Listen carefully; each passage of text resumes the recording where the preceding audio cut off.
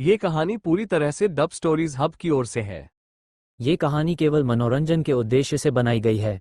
इसमें वर्णित सभी पात्र, स्थान, घटनाएं और परिस्थितियां पूरी तरह से लेखक की कल्पना मात्र हैं। इनका किसी भी वास्तविक व्यक्ति, स्थान, घटना या संस्था से कोई संबंध नहीं है। यदि कोई समानता संयोगवश प्रतीत होती है तो इसे मात्र एक संयोग समझा जाए। इस चैनल पर प्रस्तुत सभी कहानियां काल्पनिक या फिक्शन आधारित होती हैं। कृपया इन्हें केवल एक मनोरंजन सामग्री के रूप में लें और वास्तविकता से जोड़ने का प्रयास न करें। धन्यवाद। अध्याय 69। नया साल आ चुका था और अर्जुन कपूर काफी व्यस्त था। नवरक्षा सिक्योरिटी ग्रुप के 4% स्वामित्व के साथ अब अर्जुन के पास कुल 15% हिस्सेदारी थी। नवरक्षा सिक्योरिटी ग्रुप के अध्यक्ष के अनुसार कुछ शीर्ष सेवानिवृत्त विशेष बल के सैनिकों को स्थानांतरित कराना उसके लिए कोई समस्या नहीं होगी। इसी समय अर्जुन के पास 53 अंक थे और वह दूसरे स्तर की प्रणाली को अपग्रेड करने के एक कदम और करीब था। अब समय काफी हो चुका था, इसलिए उसने फैसला किया कि वह नवरक्षा सिक्योरिटी ग्रुप के प्रमुख से कल संपर्क करेगा। बधाई हो अध्यक्ष महोदया। एक कुलीन महिला की वेशभूषा में एक महिला आए और ईशा पटेल का अभिवादन किया। बात पूरी करने के बाद उसने अर्जुन की ओर सिर हिलाया। ये मैडम सिन्हा हैं, धन्यवाद। ईशा ने शिष्टाचारपूर्वक उत्तर दिया। बहुत समय हो गया, वहाँ कुछ दोस्त हैं, क्या हम उनसे जाकर बात करें? उस महिला ने कुछ दूरी पर खड़ी 4-5 महिलाओं के एक छोटे से समूह की ओर इशारा किया और आमंत्रित किया। ठीक है, ईशा ने सिर हिलाया, मैं जाकर अभिवादन कर लेती हूँ। अर्जुन के कान में हल्की फुसफुसाहट के बाद वह उस महिला के साथ चली गई। अब जाकर ईशा ने राहत की सांस ली। अभी कुछ समय पहले तक उसकी धड़कनें बहुत तेज थीं और उसे समझ नहीं आ रहा था कि अर्जुन का सामना कैसे करे। मैडम सिन्हा के आने से उसे थोड़ा संभलने का मौका मिला। पहले तो उसने बस अर्जुन को आमंत्रित किया था, लेकिन उसे अंदाजा नहीं था कि चीज़ें इस हद तक बढ़ जाएंगी। जैसे ही विक्रम चौधरी ने सवाल किए और उसे अपनी बहन वेदिका पटेल की कही बात याद आई, उसने हिम्मत जुटाकर अर्जुन को चूम लिया। अब जब वह अपनी ही हरकतों के बारे में सोच रही थी, उसकी धड़कनें फिर से तेज हो गईं। हालांकि वह शर्मिंदा थी, लेकिन उसे अपने निर्णय पर पछतावा नहीं था। वह अपनी बहन की बात याद कर रही थी। ये पहली बार था जब वह किसी के लिए आकर्षित हुई थी। ईशा इस मौके को गंवाना नहीं चाहती थी। दूसरी ओर अर्जुन ने खुद के लिए एक गिलास शराब डाली, तभी विक्रम चौधरी अचानक उसके पास आ गया। लड़के, मैं तुझे चेतावनी देता हूँ, तुरंत ईशा पटेल से रिश्ता तोड़ ले और मुंबई से निकल जा, नहीं तो तुझे इसका खामियाजा भुगतना पड़ेगा। विक्रम ने धीमे स्वर में धमकी दी। ईशा से अलग हो जाऊं, मुंबई छोड़ दूं, हाँ, सिर्फ तेरी धमकी पर। अर्जुन उसकी बातों से हंस पड़ा। वह खुद को क्या समझता है? वह तो पहले ही हैदराबाद के ताकतवर रेड्डी परिवार से टकरा रहा है और अब ये लड़का उसे धमकी दे रहा है। बहुत बढ़िया, बहुत अच्छा, विक्रम ने अर्जुन को घूरते हुए कहा। बस देख लेना, तुझे अभी जो कहा उस पर पछतावा होगा। इसके बाद उसने अपना फ़ोन निकाला और एक कोने में चला गया, मानो कुछ इंतजाम कर रहा हो। अर्जुन ने इस मस्खरे को ज़्यादा तवज्जो नहीं दी और अपने परिवार के भविष्य की योजनाओं के बारे में सोचने लगा। मिस्टर कपूर। कुछ मिनट बाद एक चौंकाने वाली आवाज़ आई। अर्जुन ने मुड़कर देखा तो पाया कि वह यशवंत ग्रुप का प्रमुख अरुण मल्होत्रा था। अरे मिस्टर अरुण, मैंने नहीं सोचा था कि मैं आपसे यहाँ मिलूंगा, ये तो बड़ा संयोग है। वेंकाई इंटरनेशनल होटल में दिन में विनहेक सॉफ्टवेयर ग्रुप के मालिक को अर्जुन के साथ दोस्ताना व्यवहार करते हुए देखकर अरुण अब उसे और अधिक सम्मान देने लगा था। मिस्टर कपूर, आइए, मैं आपको कुछ खास लोगों से मिलवाता हूँ। ये कहकर अरुण ने अर्जुन को भोज कक्ष से बाहर निकाला और बगल में एक छोटे लाउंज में ले गया। वहाँ पहले से ही 3 लोग मौजूद थे जो मुंबई के जाने माने धनकुबेर थे। वे भी इस समारोह में आए थे, लेकिन उनका दर्जा ऊंचा था, इसलिए उन्होंने आम भोज कक्ष में रहने के बजाय यहाँ आना पसंद किया था। मैं आपको परिचय कराता हूँ। यह मिस्टर कपूर हैं। हमारे यंगताई रियल एस्टेट ग्रुप और विनहेक सॉफ्टवेयर ग्रुप की साझेदारी इनकी पहल पर हुई थी। अरुण ने बड़े सम्मान के साथ अर्जुन का परिचय दिया। ये सुनते ही लाउंज में मौजूद अन्य धनकुबेरों की आंखें चमक उठीं। वाह, तो यह वही मिस्टर कपूर हैं जो विनहेक सॉफ्टवेयर ग्रुप के मालिक के करीबी दोस्त हैं। अब तक जो लोग खुद को बहुत ऊंचा समझते थे, वे अर्जुन के सामने विनम्रता से झुकने लगे। मिस्टर कपूर, यह अग्रवाल कंपनी के चेयरमैन मृदुल अग्रवाल हैं, और यह हैं यशवंत ग्रुप के प्रमुख विक्रमनाथ चौधरी। अरुण ने एक एक कर परिचय कराया। मिस्टर कपूर युवा हैं और बहुत प्रतिभाशाली हैं, मैं इनकी प्रशंसा करता हूँ। तीनों में से विक्रमनाथ चौधरी ही अर्जुन की सबसे ज़्यादा चापलूसी कर रहे थे। उनकी कंपनी हाल ही में मुश्किल दौर से गुजर रही थी और ऐसे में किसी बड़े बिजनेस टाइकून से संबंध बनाना उनके लिए सोने पे सुहागा था। कुछ देर बाद विक्रमनाथ बहाने से बाथरूम जाने के बहाने उठे और अपने बेटे को ढूंढने चल पड़े। अरे, वह लड़का कहाँ चला गया? दूसरी ओर विक्रम चौधरी भोज कक्ष में अर्जुन को खोज रहा था, लेकिन वह उसे कहीं नहीं दिखा। अभी उसने अपने छोटे भाई से संपर्क किया था और योजना बनाई थी कि भोज खत्म होने के बाद वैंकाई इंटरनेशनल होटल के बाहर अर्जुन को सबक सिखाएगा। लेकिन जब उसने अर्जुन को रोकने की कोशिश की तो पाया कि वह पहले ही गायब हो चुका था। हम जरूर डर कर भाग गया होगा, विक्रम चौधरी ने गर्व से सोचा। तभी उसके पिता विक्रमनाथ चौधरी उसके पास आए और गंभीर स्वर में बोले, मैंने अभी एक बड़े आदमी से मुलाकात की है, चलो मैं तुम्हें उनसे मिलवाता हूँ। कुछ ही देर में वह लाउंज पहुंचे और विक्रमनाथ ने अर्जुन के सामने अपने बेटे को प्रस्तुत किया। मिस्टर कपूर, यह मेरा बेटा है, मैं इसे आपसे मिलवाना चाहता हूँ। बेवकूफ़, जल्दी से मिस्टर कपूर को नमस्कार करो। विक्रम चौधरी ने जैसे ही सिर उठाया और अर्जुन को देखा, वह मानो बिजली का झटका खाकर जड़ हो गया। अध्याय 70। दोनों इतने व्यस्त थे कि उन्हें अगले दिन तक इंतजार करना पड़ा। क्या क्या तुम हो? विक्रम चौधरी की आवाज़ कांप रही थी और वह अस्थिर सा हो गया। पिता, क्या यही वह बड़ा आदमी है जिसके बारे में आपने बात की थी? उसने अजीबोगरीब चेहरे के साथ अपने पिता से पूछा। हाँ, क्या तुम पहले से ही मिस्टर कपूर को जानते हो? विक्रमनाथ चौधरी ने उत्सुकता से पूछा। उसे लगा कि उसका बेटा और अर्जुन पहले से ही एक दूसरे को जानते थे। हम अभी अभी मिले हैं, कुछ समय पहले इसने मुझे मुंबई से निकल जाने के लिए कहा था, अर्जुन ने लापरवाही से कहा। ये सुनते ही विक्रमनाथ चौधरी भी स्तब्ध रह गया। वहां मौजूद बाकी लोग पिता पुत्र की ओर हंसी और सहानुभूति भरी नजरों से देखने लगे। वाह, बुजुर्ग चौधरी ने वाकई एक अच्छा बेटा पाला है। इसने मिस्टर कपूर को ही मुंबई छोड़ने के लिए कह दिया। कितनी हिम्मत की बात है। जहां तक विक्रमनाथ का सवाल था, उसके सामने जैसे अंधेरा छा गया और उसके अंदर गुस्से की लहर दौड़ गई। उसके बेटे ने कुछ समय पहले ही उससे कसम खाई थी कि वह कभी कोई समस्या नहीं खड़ी करेगा, लेकिन जब उसने ऐसा किया तो वह बहुत बड़ा कांड कर बैठा। क्या तुमने वाकई मिस्टर कपूर से ऐसा कहा था? विक्रमनाथ ने गुस्से में दांत पीसते हुए अपने बेटे से पूछा। पिता, मैं विक्रम चौधरी को समझ ही नहीं आ रहा था कि क्या बोले। जैसे ही उसने अपने बेटे को हिचकिचाते देखा, विक्रमनाथ को सच्चाई समझ में आ गई। धड़ाम, गुस्से में आकर उसने एक जोरदार तमाचा अपने बेटे को जड़ दिया। थप्पड़ इतना जोरदार था कि विक्रम का चेहरा तुरंत लाल और सूज गया। नालायक, तुझे मिस्टर कपूर से ऐसा कहने की हिम्मत कैसे हुई? तू समझता क्या है खुद को? गुस्से में विक्रमनाथ ने आगे बढ़कर अपने बेटे को जोर से लात मार दी। फिर उसने अपने चमड़े के जूते उतारकर उससे बेटे की पिटाई शुरू कर दी। आह, मत मारो पिता, मत मारो, विक्रम दर्द से चिल्लाने लगा।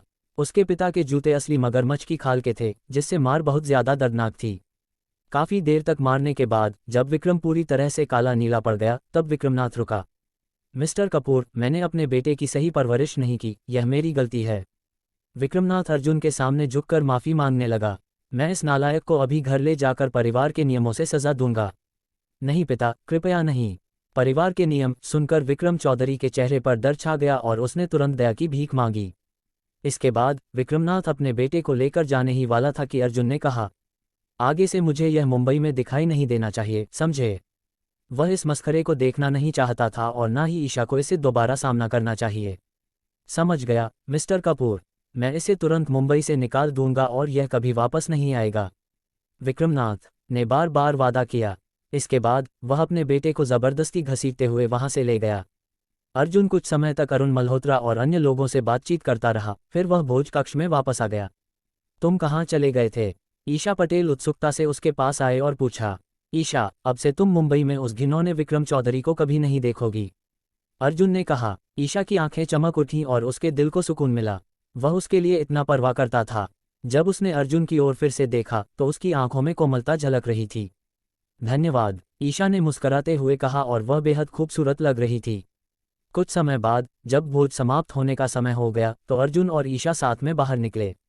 जैसे ही वे वैंकाई इंटरनेशनल होटल के एलिवेटर से नीचे आए, बातों और हंसी में लीन थे, वहीं पास में खड़ी एक मध्यम आयु वर्ग की महिला हैरान रह गई। उसने तुरंत अपना मोबाइल निकाला और चोरी छिपे ईशा और अर्जुन की एक तस्वीर खींच ली। इससे पहले ईशा ने वैंकाई इंटरनेशनल होटल में दर्जनों कमरे बुक किए थे, जो देश भर से आए पटेल परिवार के प्रतिनिधियों के लिए थे। वह महिला भी उन्हीं में से एक थी और साथ ही पटेल परिवार की सदस्य भी थी। ईशा पूरे पटेल परिवार की युवा पीढ़ी में एक प्रमुख नेता थी और उस पर सभी की नज़र थी। खासकर उसकी शादी को लेकर पूरे परिवार में चर्चा थी। अब उसने अपनी आंखों से देखा कि ईशा किसी लड़के के साथ हंसते बोलते बाहर जा रही थी। एक अनुभवी महिला होने के नाते उसने ईशा के हावभाव से अंदाज़ा लगा लिया कि उनके बीच रिश्ता सामान्य नहीं था। इसलिए उसने जानबूझकर उनकी तस्वीर खींची। ये तस्वीर बहुत काम आएगी। अचानक मुंबई आने से उसे यह अप्रत्याशित फायदा मिल गया था। उसने फोटो को देखा और एक रहस्यमयी मुस्कान दी। अब वह इस तस्वीर का उपयोग कुछ बड़ा करने के लिए करने वाली थी। पटेल परिवार के अंदर प्रतिस्पर्धा भी बहुत तीव्र थी। समय तेजी से बीत गया।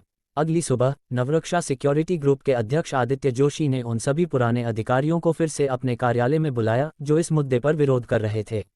अरे भाई, ये तो सिर्फ कुछ विशेष बल के सदस्यों का स्थानांतरण है, इससे उनकी टीम की क्षमता पर कोई खास असर नहीं पड़ेगा, आदित्य जोशी ने कहा और अर्जुन का समर्थन किया। नहीं, यह नियमों के विरुद्ध है, ये कंपनी की नीति के खिलाफ है। कुछ वरिष्ठ अधिकारियों ने सिर हिलाते हुए विरोध किया।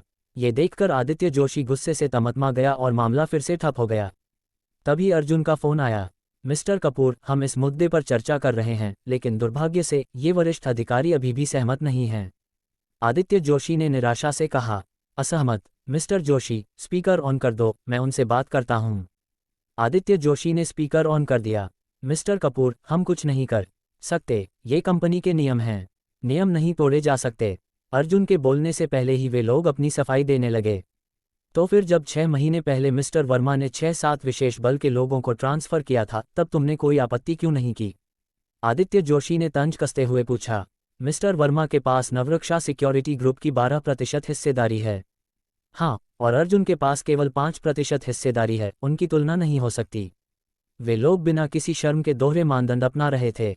गलत, अब मेरे पास 15% हिस्सेदारी है। फोन से आई इस आवाज़ ने सभी अधिकारियों को चौंका दिया। अब वे पूरी तरह से असहज हो गए। अब किसी को कोई आपत्ति है? सभी ने तुरंत हामी भर दी। चिंता मत करो मिस्टर कपूर, मैं अभी कुछ लोग चुनकर उन्हें मुंबई भेज दूंगा, वे कल दोपहर तक पहुंच जाएंगे। सब तय हो गया। अर्जुन ने फोन काट दिया और आज के इनाम का इंतजार करने लगा। तभी एक बुरी खबर आई। अध्याय 71, नया आदेश जारी कर दिया गया। मिस्टर कपूर, मुझे एक गुप्त सूचना मिली है कि स्वाद ग्रुप आने वाले कुछ दिनों में पूरी ताकत से अंबानी ग्रुप पर हमला करने वाला है। वे इसकी तैयारी कर रहे हैं। अर्जुन को अंबानी ग्रुप के एक वरिष्ठ अधिकारी से यह संदेश मिला।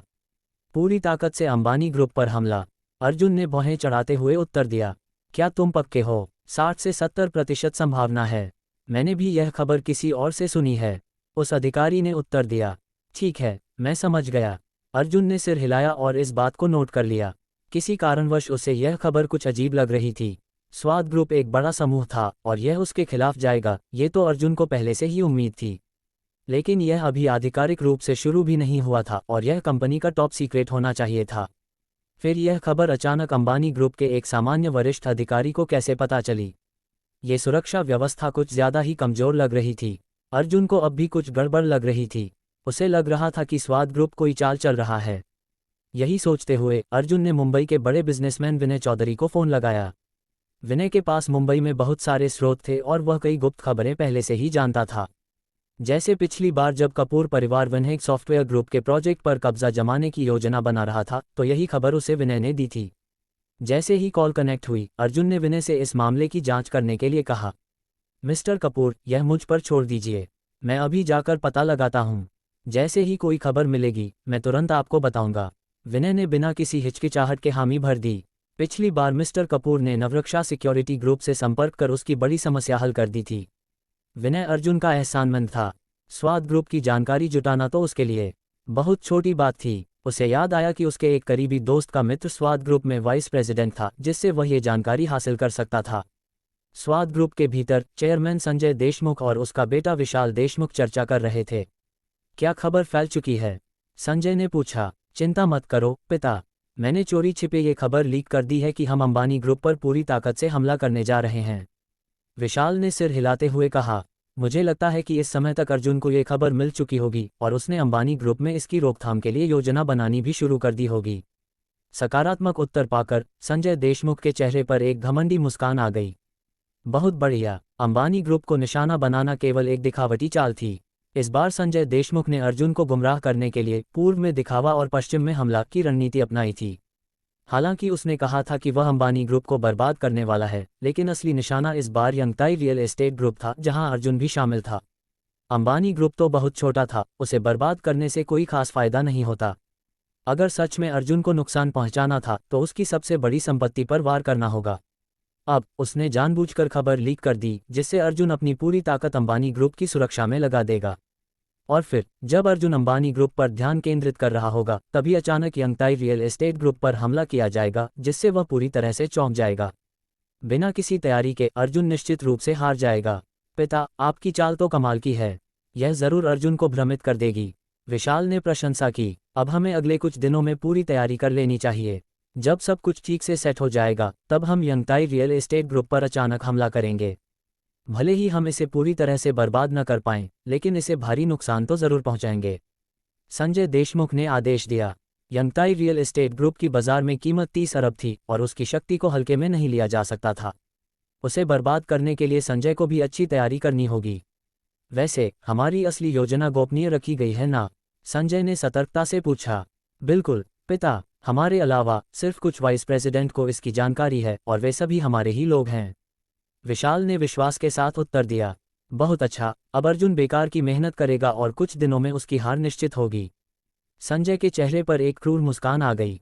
विला में विनय चौधरी से बात करने के बाद अर्जुन घर पर ही था। तभी दरवाजे पर दस्तक हुई। अर्जुन ने दरवाजा खोला तो देखा कि दिया पटेल खड़ी थी। सीनियर अर्जुन, कई दिनों से आपसे मुलाकात नहीं हुई, इस वीकेंड आपके पास समय है? दिया ने अचानक पूछा। क्या हुआ वीकेंड को? अर्जुन ने पूछा। दीदी को बहुत दिनों से आराम नहीं मिला है। अगर सीनियर अर्जुन इस वीकेंड खाली हैं तो क्यों ना हम बाहर घूमने चलें और थोड़ा रिलैक्स करें? दिया ने समझाया। दरअसल उसका असली मकसद मिडिलमैन बनना था। वह अपनी दीदी और अर्जुन के बीच नज़दीकियां बढ़ाना चाहती थी। अब वह चाहती थी कि उसकी दीदी और अर्जुन साथ में ज़्यादा समय बिताएं और साथ ही दीदी का तनाव भी कम हो। जैसे ही दिया ने ये कहा, सिस्टम की आवाज़ आए। डिंग, विशेष मिशन जारी। दिया पटेल के साथ बाहर घूमने के लिए सहमत हों और एक आनंदमय वीकेंड बिताएं। मिशन समय 48 घंटे। मिशन इनाम नवरक्षा सिक्योरिटी ग्रुप का 12% स्वामित्व, जिससे आप नवरक्षा सिक्योरिटी ग्रुप के सबसे बड़े मालिक बन जाएंगे और कंपनी के नए अध्यक्ष बन जाएंगे। मिशन इनाम 67 अनुभव अंक। क्या इस विशेष मिशन को देखकर अर्जुन की आंखें चमक उठीं। हे भगवान, ये तो सही मायने में एक बड़ा इनाम था। फिलहाल अर्जुन के पास नवरक्षा सिक्योरिटी ग्रुप का 15% स्वामित्व था, जिससे वह चौथे स्थान पर था। लेकिन अब इस विशेष मिशन से 12% अतिरिक्त स्वामित्व मिल रहा था। यानी अर्जुन के पास कुल 27% हिस्सेदारी हो जाएगी, जिससे वह कंपनी का सबसे बड़ा मालिक और नया अध्यक्ष बन जाएगा। यह इनाम अविश्वसनीय था। अगर वह नवरक्षा सिक्योरिटी ग्रुप का नया अध्यक्ष बन जाए तो उसकी शक्ति बहुत बढ़ जाएगी और वह कोई भी काम आसानी से कर सकेगा। और यह मिशन मुश्किल भी नहीं था, बस बाहर जाकर घूमना था। मेरे पास समय है। अर्जुन ने सहमति दे दी। बहुत बढ़िया। और सीनियर अर्जुन, मैं आपसे एक और मदद मांगना चाहती हूँ। दिया बेहद उत्साहित थी, लेकिन फिर उसने रहस्यमय अंदाज में कुछ और कहने की कोशिश की। अध्याय 72। पुराना आदमी बहुत व्यस्त था, लेकिन वह पूरे दिन व्यस्त ही रहा। ओह, क्या मदद चाहिए? अर्जुन ने आश्चर्य से पूछा। वो सीनियर अर्जुन, आपको मेरी बहन को किसी बहाने से बाहर निकालने में मेरी मदद करनी होगी। दिया पटेल ने अपनी जीभ बाहर निकालते हुए लाचारी से कहा। पिछली बार जब उसने अपनी बहन को बहला फुसलाकर बाहर निकाला था तो वह सफल हो गई थी, लेकिन इस बार वह उसे पटेल ग्रुप से बाहर लाना चाहती थी, जो शायद इतना आसान नहीं होगा। इसलिए अगर वह चाहती थी कि उसकी बहन इस वीकेंड थोड़ा आराम करे और बाहर घूमे, तो उसे सीनियर अर्जुन पर ही भरोसा करना होगा। उसे बहाने से बाहर निकालना। तुम ऐसा क्यों चाहती हो? सीधे क्यों नहीं कह सकती? ईशा बहुत थक चुकी है और लगातार काम में लगी हुई है। वीकेंड पर आराम करना तो सामान्य बात है। अर्जुन ने पूछा। जब से उसने ईशा को जाना था, उसने शायद ही कभी उसे आराम करते हुए देखा था। पिछले बार सिर्फ तब जब दिया ने उसे किसी तरह बाहर निकाला था, तभी वह आधे दिन के लिए आराम कर पाई थी। काम करना अच्छी बात है, लेकिन जरूरत से ज्यादा काम करना थका देने वाला होता है। ईशा को अब थोड़ा ब्रेक लेना चाहिए। ये तो उसके भले के लिए ही था, तो इसे सीधे कहने में क्या दिक्कत थी? ऐसा बिल्कुल नहीं कह सकते। अगर आपने ऐसा कहा तो मेरी बहन कभी बाहर नहीं आएगी, दिया ने आत्मविश्वास से कहा। वह पहले भी कई बार अपनी बहन को समझाने की कोशिश कर चुकी थी, लेकिन उसकी बहन कभी नहीं मानी। अगर सीधे बोलकर मनाने की कोशिश की जाए तो वह कभी नहीं मानेगी। जरूरी नहीं कि ऐसा ही हो, अर्जुन ने कहा। अगर तुम सीधे कहोगी कि आराम करने के लिए बाहर आओ, तो शायद वह मान जाए। असंभव। सीनियर अर्जुन, अगर आपको यकीन नहीं है तो क्यों न हम एक शर्त लगा लें, दिया ने पूरी आत्मविश्वास के साथ कहा। शर्त? हाँ, शर्त। दिया ने सिर हिलाया। अगर आपने सीधे कहा और मेरी बहन नहीं मानी तो आप हार गए, और फिर आपको मुझसे एक वादा करना होगा जो आपकी क्षमता के भीतर हो, दिया ने मुस्कराते हुए कहा। वह अर्जुन के खाना पकाने के कौशल से बहुत प्रभावित थी और इस शर्त में उसे पूरा यकीन था। अगर सीधे कह दिया कि आराम करने बाहर आओ, तो उसकी बहन कभी नहीं मानेगी। अगर उसने ये शर्त जीत ली तो वह सीनियर अर्जुन से कहेगी कि वह उसके लिए लगातार 7 दिन तक खाना बनाए। अगर मैं जीत गया, अर्जुन ने मुस्कराते हुए पूछा, तो फिर मैं भी आपके लिए कुछ करूंगी जो मेरी क्षमता में हो। दिया ने लापरवाही से कहा। वैसे भी उसे पूरा यकीन था कि अर्जुन हारने वाला है। पक्का, अर्जुन ने सिर हिलाया। इसके बाद उसने अपना फ़ोन निकाला और ईशा को फ़ोन किया। कुछ ही देर में फ़ोन के दूसरी ओर से ईशा की नर्म आवाज़ आई। क्या हुआ ईशा, काफ़ी समय हो गया है। तुम हाल ही में बहुत व्यस्त और थकी हुई लग रही हो। इस वीकेंड मेरा भी समय है, तो क्यों ना हम एक छोटी सी छुट्टी पर चलें। आराम कर लेंगे, अर्जुन ने कहा। वैसे तुम दिया को भी साथ ला सकती हो। ये सोचकर कि सिर्फ वे दोनों होने पर ईशा असहज महसूस कर सकती है और मना कर सकती है, अर्जुन ने विशेष रूप से दिया का भी नाम लिया। बगल में खड़ी दिया ने सिर हिलाया। सीनियर अर्जुन, आपने अपनी हार तय कर ली है। लेकिन अगले ही पल फ़ोन के दूसरी तरफ ईशा को अर्जुन का निमंत्रण सुनकर झटका लगा। अपनी टेबल पर रखे ढेर सारे दस्तावेजों को देखते हुए उसे अपनी बहन के पहले के शब्द याद आए। कुछ सेकंड तक सोचने के बाद उसने एक निर्णय लिया। ठीक है, उसने अब तक अपना पूरा जीवन कंपनी और परिवार के लिए जिया था, लेकिन इस बार वह खुद के लिए भी जीना चाहती थी। मैं थोड़ा काम निपटा लूँ फिर चलती हूँ।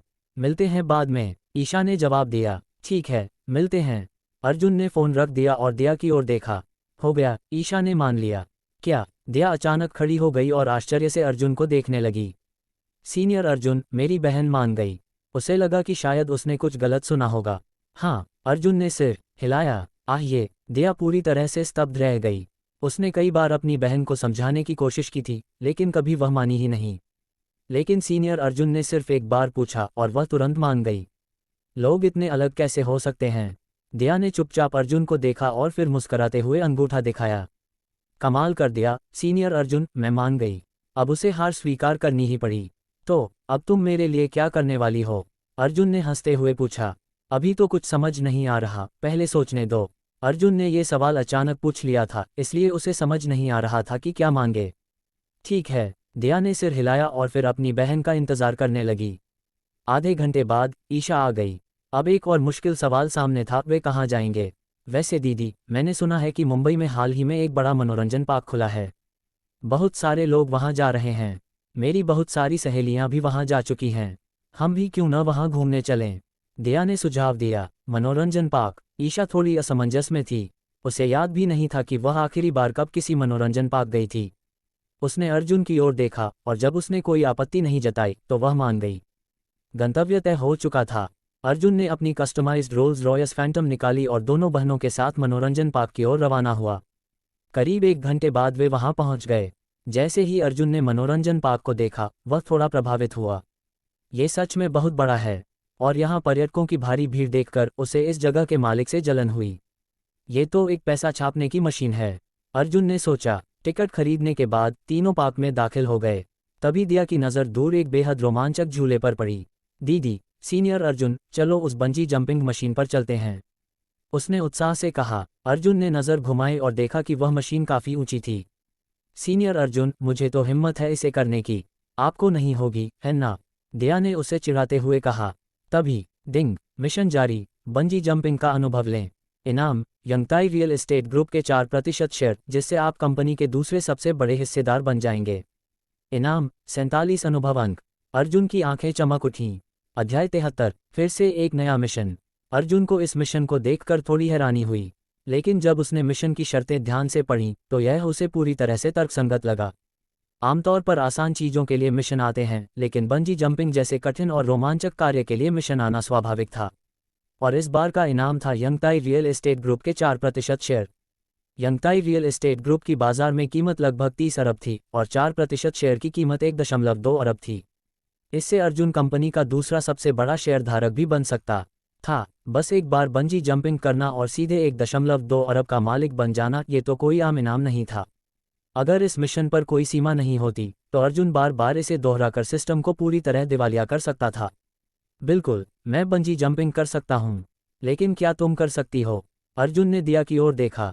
मैं बिल्कुल कर सकती हूँ, दिया ने गर्व से अपना सीना ठोंकते हुए कहा। मेरे लिए तो बंजी जंपिंग जैसी चीज़ बहुत ही मामूली है। मैं इसे करके भी न डरी दिखूंगी और मेरा दिल भी नहीं धड़केगा। लेकिन सीनियर अर्जुन, कहीं आप डर तो नहीं रहे? सच में? तो चलो इसे आजमा लेते हैं।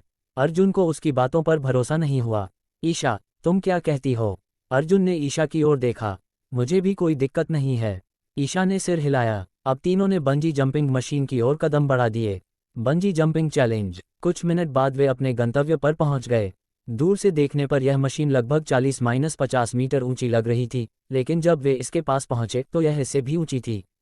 पास जाकर देखने पर पता चला कि यह 78 मीटर ऊंची थी और जेनिथ ग्रुप में इस समय की सबसे ऊंची फ्री फॉल मशीन थी। दया ने ऊपर देखा और हल्के घबराई हुई कुछ बार निगलने लगी। गुल्प गुल्प। ईशा और अर्जुन को थोड़ी उत्सुकता थी, लेकिन डर नहीं लगा। अर्जुन ने दिया की ओर देखा। अब बैठने की हिम्मत है। बिल्कुल, मैं बिल्कुल भी नहीं डरती। मैं बहादुर हूँ। हालांकि दिया थोड़ी हिचकिचाई, फिर भी जिद पकड़कर बोली, लेकिन सीनियर अर्जुन, आप डर गए क्या? मैं। अर्जुन ने कुछ न कहकर सीधे लाइन में खड़े होकर यह साबित कर दिया कि वह तैयार है। ईशा भी पीछे खड़ी हो गई। दया ने थोड़ी देर तक सोचा, फिर वह भी लाइन में लग गई। कुछ मिनटों बाद जब पहली टीम का अनुभव समाप्त हुआ तो अब अर्जुन और उसके दोस्तों की बारी थी। अब देखते हैं कौन बहादुर है। अर्जुन और ईशा ने सीट ले ली। दया भी हिम्मत करके बैठ गई, लेकिन जैसे ही उसने सीट बेल्ट बांधी उसकी टांगें कांपने लगी, चेहरा सफ़ेद पड़ गया और उसकी धड़कन तेज हो गई। नहीं नहीं, मैं नहीं बैठूंगी। पल भर पहले जो गर्व से खुद को बहादुर बता रही थी, वह पूरी तरह से डर गई थी। वह तेजी से सीट से उतरकर किनारे आ गई। सीनियर अर्जुन, आप बहुत बहादुर हैं, मैं हार मानती हूँ। मैं इसे नहीं कर सकती। दया ने रेलिंग को कसकर पकड़ लिया और स्टाफ की समझाइश के बावजूद वह बैठने को तैयार नहीं हुई। इस बीच अर्जुन और ईशा बैठे रहे। ईशा को वास्तव में रोमांचक खेल पसंद थे, लेकिन उसे कभी समय नहीं मिला या कोई साथी नहीं मिला था। तैयार। बंजी जंपिंग मशीन ऊपर चढ़ने लगी, फिर अचानक सबसे ऊंचे बिंदु पर रुक गई। और फिर वूश, मशीन तेजी से नीचे आए और इसी पल ईशा ने अचानक अर्जुन का हाथ कसकर पकड़ लिया। दूर खड़ी दिया ये सब देखकर कांप रही थी। दीदी और सीनियर अर्जुन वाकई बहादुर हैं। कुछ ही मिनटों में ये रोमांचकारी अनुभव समाप्त हुआ। जैसे ही वे नीचे आए, सिस्टम की आवाज़ गूंजी। डिंग। बंजी जंपिंग मशीन का अनुभव सफलतापूर्वक पूरा हुआ। बधाई हो, यंगताई रियल एस्टेट ग्रुप के 4% शेयर प्राप्त हुए।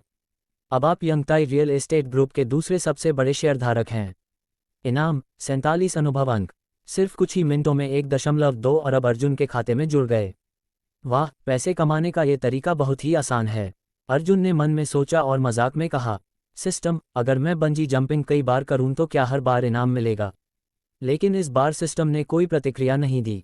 मानो सिस्टम कह रहा हो, मुझे मूर्ख मत समझो। आगे का सफ़र। अर्जुन ने दिया की ओर देखा। अब क्या कहोगी? मैं बस थोड़ी असहज हो गई थी, लेकिन बाकी खेलों में मैं बहुत अच्छी हूँ। दिया ने फिर से आत्मविश्वास दिखाया। इसके बाद तीनों ने पार्क में और भी मज़ेदार राइड्स का आनंद लिया। फिर वे फेरिस व्हील पर गए, जहां ईशा और अर्जुन ने कुछ निजी बातचीत की। समय धीरे धीरे बीत रहा था। दोपहर का समय होने ही वाला था जब अचानक डिंग। 16वें दिन का इनाम, प्राथमिक बलपूर्वक अधिग्रहण कार्ड प्राप्त हुआ। प्राथमिक बलपूर्वक अधिग्रहण कार्ड। अर्जुन पूरी तरह से चौंक गया। ये पहली बार था जब उसने सिस्टम से ऐसा कोई विशेष कार्ड प्राप्त किया था। वह तुरंत कार्ड के विवरण को देखने लगा। जैसे ही उसने विवरण पढ़ा, वह पूरी तरह से दंग रह गया। ये तो अविश्वसनीय शक्ति वाला कार्ड है। अध्याय 74। नया कार्ड वाकई ज़रूरी था। प्राथमिक बलपूर्वक अधिग्रहण कार्ड किसी भी ऐसी कंपनी के 4% शेयर को अधिग्रहित कर सकता था जिसकी बाजार कीमत 50 अरब के आसपास हो या जिसके कुल संपत्ति 50 अरब से कम हो। इसका मतलब था कि अर्जुन पूरे देश में, या यहाँ तक कि पूरी दुनिया में, किसी भी कंपनी के 50 अरब से कम की संपत्ति वाले किसी भी उद्योग में हिस्सेदारी खरीद सकता था। अब अर्जुन के पास किसी भी कंपनी के शेयर लेने की पूरी आज़ादी थी। वह चाहे तो यंगताई रियल एस्टेट ग्रुप के 4% शेयर और खरीद कर सबसे बड़ा शेयरधारक बन सकता था, या फिर नवरक्षा सिक्योरिटी ग्रुप के 4% स्वामित्व को अधिग्रहित कर सकता था ताकि उस पर अधिक नियंत्रण पा सके। लेकिन अर्जुन को इस कार्ड का इस्तेमाल इन दो कंपनियों के लिए करना सही नहीं लगा। यंगताई रियल एस्टेट ग्रुप की कुल कीमत 30 अरब थी और नवरक्षा सिक्योरिटी ग्रुप की कुल संपत्ति 50 अरब से कम थी। इतना शक्तिशाली कार्ड मिलने के बाद इसे किसी बड़ी कंपनी पर इस्तेमाल करना ही बेहतर होगा। अगर वह इस कार्ड का सही इस्तेमाल करे तो वह न सिर्फ कपूर परिवार से आगे निकल सकता था, बल्कि हैदराबाद के रेड्डी परिवार को भी ध्वस्त कर सकता था। नए लक्ष्य की तलाश। अर्जुन ने तय किया कि वह इस कार्ड का अभी इस्तेमाल नहीं करेगा। इसके बजाय वह देखेगा कि कौन सी कंपनी इस अधिग्रहण के लिए सबसे सही होगी। अगर प्राथमिक बलपूर्वक अधिग्रहण कार्ड इतना शक्तिशाली है, तो मध्यवर्ती या उन्नत स्तर का अधिग्रहण कार्ड कितना प्रभावशाली होगा? क्या उससे अरबों की बड़ी कंपनियों को जबरदस्ती खरीदना संभव हो सकता है? जितना अर्जुन सोच रहा था उतना ही उसे लग रहा था कि यह मुमकिन हो सकता है। अगर वह प्रणाली सिस्टम के दूसरे या तीसरे स्तर तक पहुंच जाए तो निश्चित रूप से और भी उन्नत कार्ड मिल सकते हैं। सिस्टम से अधिक मिशन की मांग। अर्जुन अब पूरी तरह से प्रेरित हो गया था और जल्दी से दूसरा स्तर हासिल करना चाहता था। सिस्टम, मुझे और मिशन दो, अर्जुन ने मन ही मन प्रार्थना की। इस समय वह लेवल 2 तक पहुंचने के लिए आधे अनुभव अंक पहले ही इकट्ठा कर चुका था। अब उसे अपग्रेड करने में ज़्यादा समय नहीं लगेगा। एक नई मुलाकात। दोपहर में अर्जुन और ईशा ने मनोरंजन पार्क के एक रेस्टोरेंट में हल्का भोजन किया और थोड़ी देर आराम किया। इस खाली समय में अर्जुन ने ऑनलाइन रिसर्च शुरू की और देखा कि कौन सी जानी मानी कंपनियां 50 अरब के आसपास की बाजार कीमत रखती हैं। धीरे धीरे उसे कुछ कंपनियां उपयुक्त लगीं। रेस्टोरेंट से बाहर निकलते ही अर्जुन को पास में ही एक मिल्क टी की दुकान दिखी। उसने सोचा कि ईशा और दिया के लिए मिल्क टी ले आए। वह अंदर चला गया जबकि ईशा और दिया बाहर खड़ी होकर उसका इंतजार करने लगीं। ईशा अपने स्वाभाविक रूप से शालीन और बुद्धिमान व्यक्तित्व के साथ बेहद सुंदर लग रही थी, जबकि दिया अपनी चुलबुली और मासूम छवि में प्यारी लग रही थी। उन दोनों को अनदेखा करना मुश्किल था। एक घमंडी युवक की एंट्री। थोड़ी दूरी पर खड़े 3-4 युवा लड़कों ने उन दोनों बहनों को देखा, खासकर उनमें से सबसे हैंडसम लड़का जिसकी आंखें चमक उठीं। अगले ही पल वह अपने दोस्तों को पीछे छोड़कर सीधे ईशा और दिया के पास पहुंच गया। नमस्ते सुंदर महिलाओं, आप दोनों यहाँ खड़ी हैं, क्या मैं आपकी कोई मदद कर सकता हूँ? वह बेहद आत्मविश्वास से भरे अंदाज में बोला। ईशा ने उसकी बात पूरी तरह अनसुनी कर दी और दूसरी तरफ मुंह फेर लिया। उस युवक ने तुरंत दिया की ओर देखा। दिया ने जवाब दिया, लेकिन उसका जवाब सुनकर वह युवक शर्म से पानी पानी हो गया। हाँ, कृपया यहाँ से चले जाए। कुछ पलों के लिए उस युवक को समझ ही नहीं आया कि कैसे प्रतिक्रिया दे। अब तक उसके दोस्त भी उसके बचाव में आ गए। मिस्टर मेहता, यह महिला तो पूरे मुंबई की सबसे खूबसूरत महिला सीईओ सुश्री ईशा पटेल हैं। उस युवक के दोस्त में से एक स्थानीय व्यक्ति था जो ईशा की पहचान जानता था। और यह हर्षित मेहता हैं, गोयनका ग्रुप से हैं, जिनकी पृष्ठभूमि बहुत प्रभावशाली है। गोयनका ग्रुप, दिया ने अनमने ढंग से कहा। मुंबई के पहले स्थान पर रहने वाले परिवार के सामने तुम्हारा ग्रुप हमारी चप्पल उठाने के भी लायक नहीं। ओह, आप नहीं जानते, हर्षित मेहता के पिता का समूह पूरे देश में बहुत विशेष है। उसके साथी ने हर्षित मेहता की बहुत प्रशंसा की। ये सुनकर हर्षित मेहता ने गर्व से ठुड्डी उठाई और एक घमंडी मुस्कान दे दी। अरे नहीं, हमें लो प्रोफाइल रहना चाहिए। हालांकि उसने कहा कि लो प्रोफाइल रहना चाहिए, लेकिन उसके चेहरे से गर्व झलक रहा था। सुश्री ईशा, हमारे मेहता साहब के पिता पूरे जोंगहाई प्रांत के सबसे बड़े सिक्योरिटी ग्रुप नवरक्षा सिक्योरिटी ग्रुप के प्रमुख हैं। उनकी स्थिति बहुत ऊंची है। उसके दोस्त ने और बड़ा चढ़ाकर कहा। नहीं नहीं, बड़े बॉस नहीं, मेरे पिता नवरक्षा सिक्योरिटी ग्रुप के सिर्फ चौथे सबसे बड़े बॉस हैं। हर्षित मेहता ने गर्व से उत्तर दिया। लेकिन इससे पहले कि वह अपनी बात पूरी करता, तुम कब से मेरे बेटे बन गए? एक गंभीर और अचंभित करने वाली आवाज़ अचानक पीछे से आई। अगले ही पल सभी की आंखें चौड़ी हो गईं जब उन्होंने देखा कि अर्जुन धीरे धीरे उनकी ओर बढ़ रहा था। अध्याय 75। दोनों इतने गुस्से में थे कि हंसी रोक नहीं पाए। मुझे ऐसा बेटा नहीं चाहिए। अर्जुन ने हर्षित मेहता की ओर देखा और सिर हिला दिया। जैसे ही अर्जुन ने ये कहा, हर्षित का चेहरा गुस्से से लाल हो गया और उसके साथियों के चेहरे भी बिगड़ गए। तू कौन है बे? तूने हर्षित सर से ऐसे कैसे बात की? तुझे इतनी हिम्मत किसने दी? उसके साथी अर्जुन को भला बुरा कहने लगे। हर्षित ने अर्जुन की ओर बेहद ठंडी नज़रों से देखा, मानो वह तुरंत हमला करने वाला हो। तू मुझसे फ़ायदा उठाने की कोशिश कर रहा है। हर्षित गुस्से से फट पड़ा। फ़ायदा? असल में तू ही मेरा फ़ायदा उठा रहा है। तू ही ज़बरदस्ती मेरा बेटा बनने पर अड़ा हुआ था, अर्जुन ने लापरवाही से कहा। सच्चाई सामने आई। अर्जुन के पास नवरक्षा सिक्योरिटी ग्रुप के 15% शेयर थे और वह चौथा सबसे बड़ा शेयरधारक था। लेकिन अब हर्षित ने कहा कि उसके पिता चौथे सबसे बड़े मालिक हैं, यानी उसने झूठ बोला। फ़ायदा? मैंने तेरा क्या फ़ायदा उठाया? हर्षित ने जवाब दिया। अच्छा, तो क्या तू नवरक्षा सिक्योरिटी ग्रुप का चौथा सबसे बड़ा मालिक है? अर्जुन ने शांति से कहा। अचानक हर्षित को समझ आया कि कुछ गड़बड़ हो गई है। तू सच में चौथा सबसे बड़ा मालिक है? उसकी आवाज़ कांपने लगी। असल में हर्षित के पिता 7वें स्थान पर थे, न कि चौथे। लेकिन हर्षित ने अपनी धाक जमाने के लिए चौथे स्थान का झूठ बोला था, क्योंकि पहले और दूसरे सबसे बड़े मालिकों की जानकारी सभी को होती, लेकिन चौथे की नहीं। अब ये झूठ उसके गले की फांस बन गया था। हाँ, मैं अर्जुन कपूर हूँ, नवरक्षा सिक्योरिटी ग्रुप का चौथा सबसे बड़ा मालिक। अर्जुन ने सिर हिलाया, पूरी तरह से डर गया। तू झूठ बोल रहा है, यह असंभव है। हर्षित हकलाने लगा। झूठ? तेरी जाति मेहता है, तू प्रमोद मेहता का बेटा है, क्यों ना मैं प्रमोद मेहता को कॉल कर लूँ? अर्जुन ने मोबाइल निकालने का नाटक किया। अंकल अर्जुन, मुझे माफ़ कर दीजिए। हर्षित ने तुरंत गलती मान ली। फिर उसने खुद को जोर जोर से थप्पड़ मारने शुरू कर दिए। थप्पड़, थप्पड़, थप्पड़। जल्द ही उसका चेहरा लाल हो गया। साले, मैं तो कुछ भी नहीं हूँ। उसके साथ खड़े लड़के भी हक्के बक्के रह गए। बॉस, हमें पहचानने में गलती हो गई। बॉस, हमें माफ़ कर दो। अब वे भी खुद को थप्पड़ मारने लगे। दफा हो जा यहाँ से। अचानक आसपास के लोग रुककर तमाशा देखने लगे। अर्जुन ने गुस्से से कहा, भागो यहाँ से, हमारे मज़े में खलल मत डालो। जी जी सर, धन्यवाद मिस्टर कपूर। हर्षित और उसके दोस्त तुरंत वहाँ से भाग गए। सीनियर अर्जुन के साथ हमें इन जैसे बेकार लोगों से डरने की जरूरत नहीं। दिया ने राहत की सांस ली। एक नई योजना। अर्जुन ने ईशा और दिया को मिल्क टी दी और तीनों ने पार्क में घूमना जारी रखा। थोड़ी देर बाद विनय चौधरी का फोन आया। मिस्टर कपूर, स्वाद ग्रुप की असली चाल पता चल गई है। विनय ने नशे में धुत आवाज में कहा। ओह, बताइए। आपका अंदाजा सही था। स्वाद ग्रुप का असली निशाना अंबानी ग्रुप नहीं, बल्कि यंगताई रियल एस्टेट ग्रुप है। अर्जुन ने धीरे से बुदबुदाया। बिल्कुल वही हुआ जिसकी मुझे उम्मीद थी। स्वाद ग्रुप ने जानबूझकर गलत सूचना फैलाई थी ताकि अर्जुन ध्यान अंबानी ग्रुप पर लगाए, जबकि वे यंगताई रियल एस्टेट ग्रुप पर हमला करें। शुक्रिया विनय जी, अगली बार दिनम मेरी तरफ से। अर्जुन ने विनय को धन्यवाद दिया। अरे मिस्टर कपूर, आप बहुत दयालु हैं।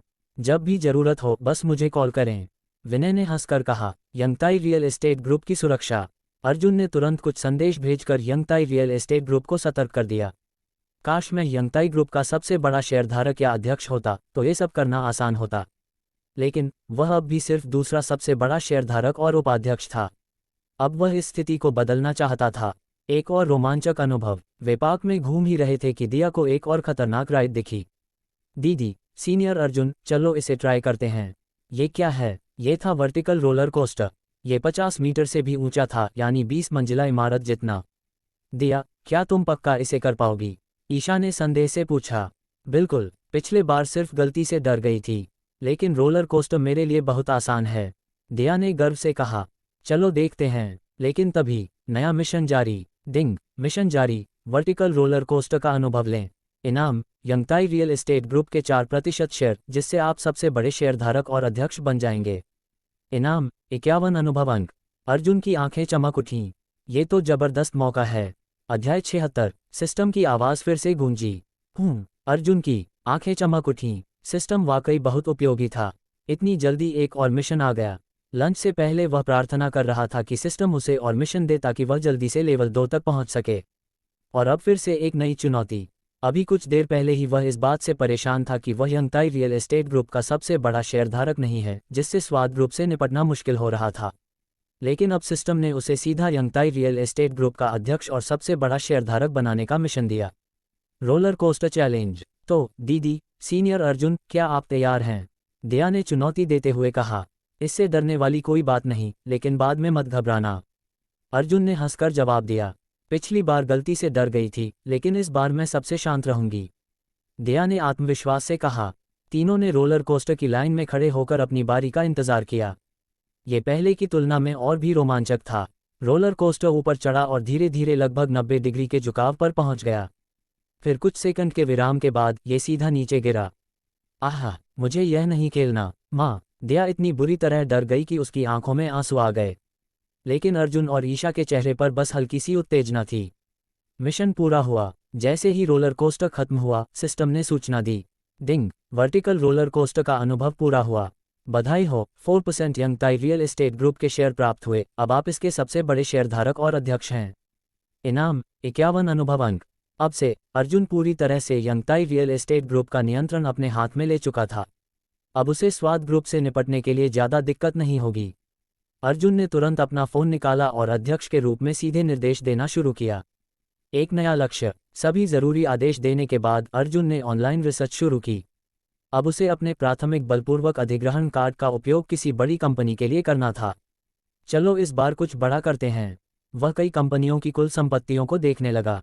एक नया अवसर। ओह, तो बुगाटी और पगानी जैसी सुपरकार कंपनियों की कुल संपत्ति बहुत ज़्यादा नहीं है।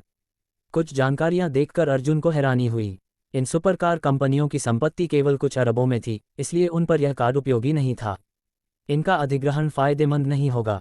उसने आगे देखा और अपना ध्यान दुनिया के टॉप लग्जरी ब्रांड्स पर केंद्रित किया। रोलेक्स, टिफनी जैसी कंपनियां।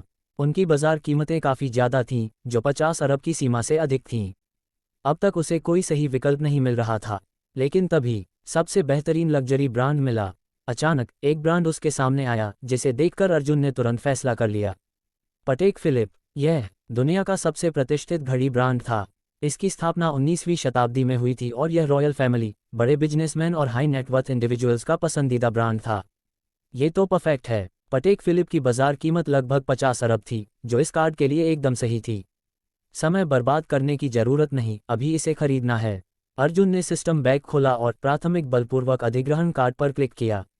फिर उसने कंपनी का नाम डाला, पटेक फिलिप। जैसे ही उसने नाम भरा, उसकी धड़कन तेज हो गई। कृपया कंपनी का नाम पुष्टि करें, सिस्टम ने पूछा। पटेक फिलिप। अर्जुन ने तुरंत ओके दबाया। प्राथमिक बलपूर्वक अधिग्रहण कार्ड सक्रिय हो रहा है। कुछ ही सेकंड में कार्ड ने काम करना शुरू कर दिया। अर्जुन ने उम्मीद भरी नज़रों से स्क्रीन देखी, कहीं कोई दिक्कत तो नहीं होगी। समय धीरे धीरे बीत रहा था। फिर सिस्टम ने एक और नोटिफिकेशन दिया, अध्याय 77, डिंग, पटेक फिलिप के 4% शेयरों का अधिग्रहण सफल। बधाई हो, आप अब पटेक फिलिप के शेयरधारक हैं। 5 दिनों के भीतर पटेक फिलिप के प्रतिनिधि अनुबंध पर हस्ताक्षर करने आएंगे, कृपया समय प्रबंधित करें। अर्जुन ने पटेक फिलिप के शेयर सफलतापूर्वक अधिग्रहित कर लिए। अब से अर्जुन पटेक फिलिप का एक प्रमुख शेयरधारक बन गया था और उसका कद पहले से कहीं अधिक ऊंचा हो गया था। हालांकि अभी अधिग्रहण का आधिकारिक अनुबंध उसे प्राप्त नहीं हुआ था, लेकिन कुछ ही दिनों में पटेक फिलिप के लोग मुंबई आकर इसे अंतिम रूप दे देंगे।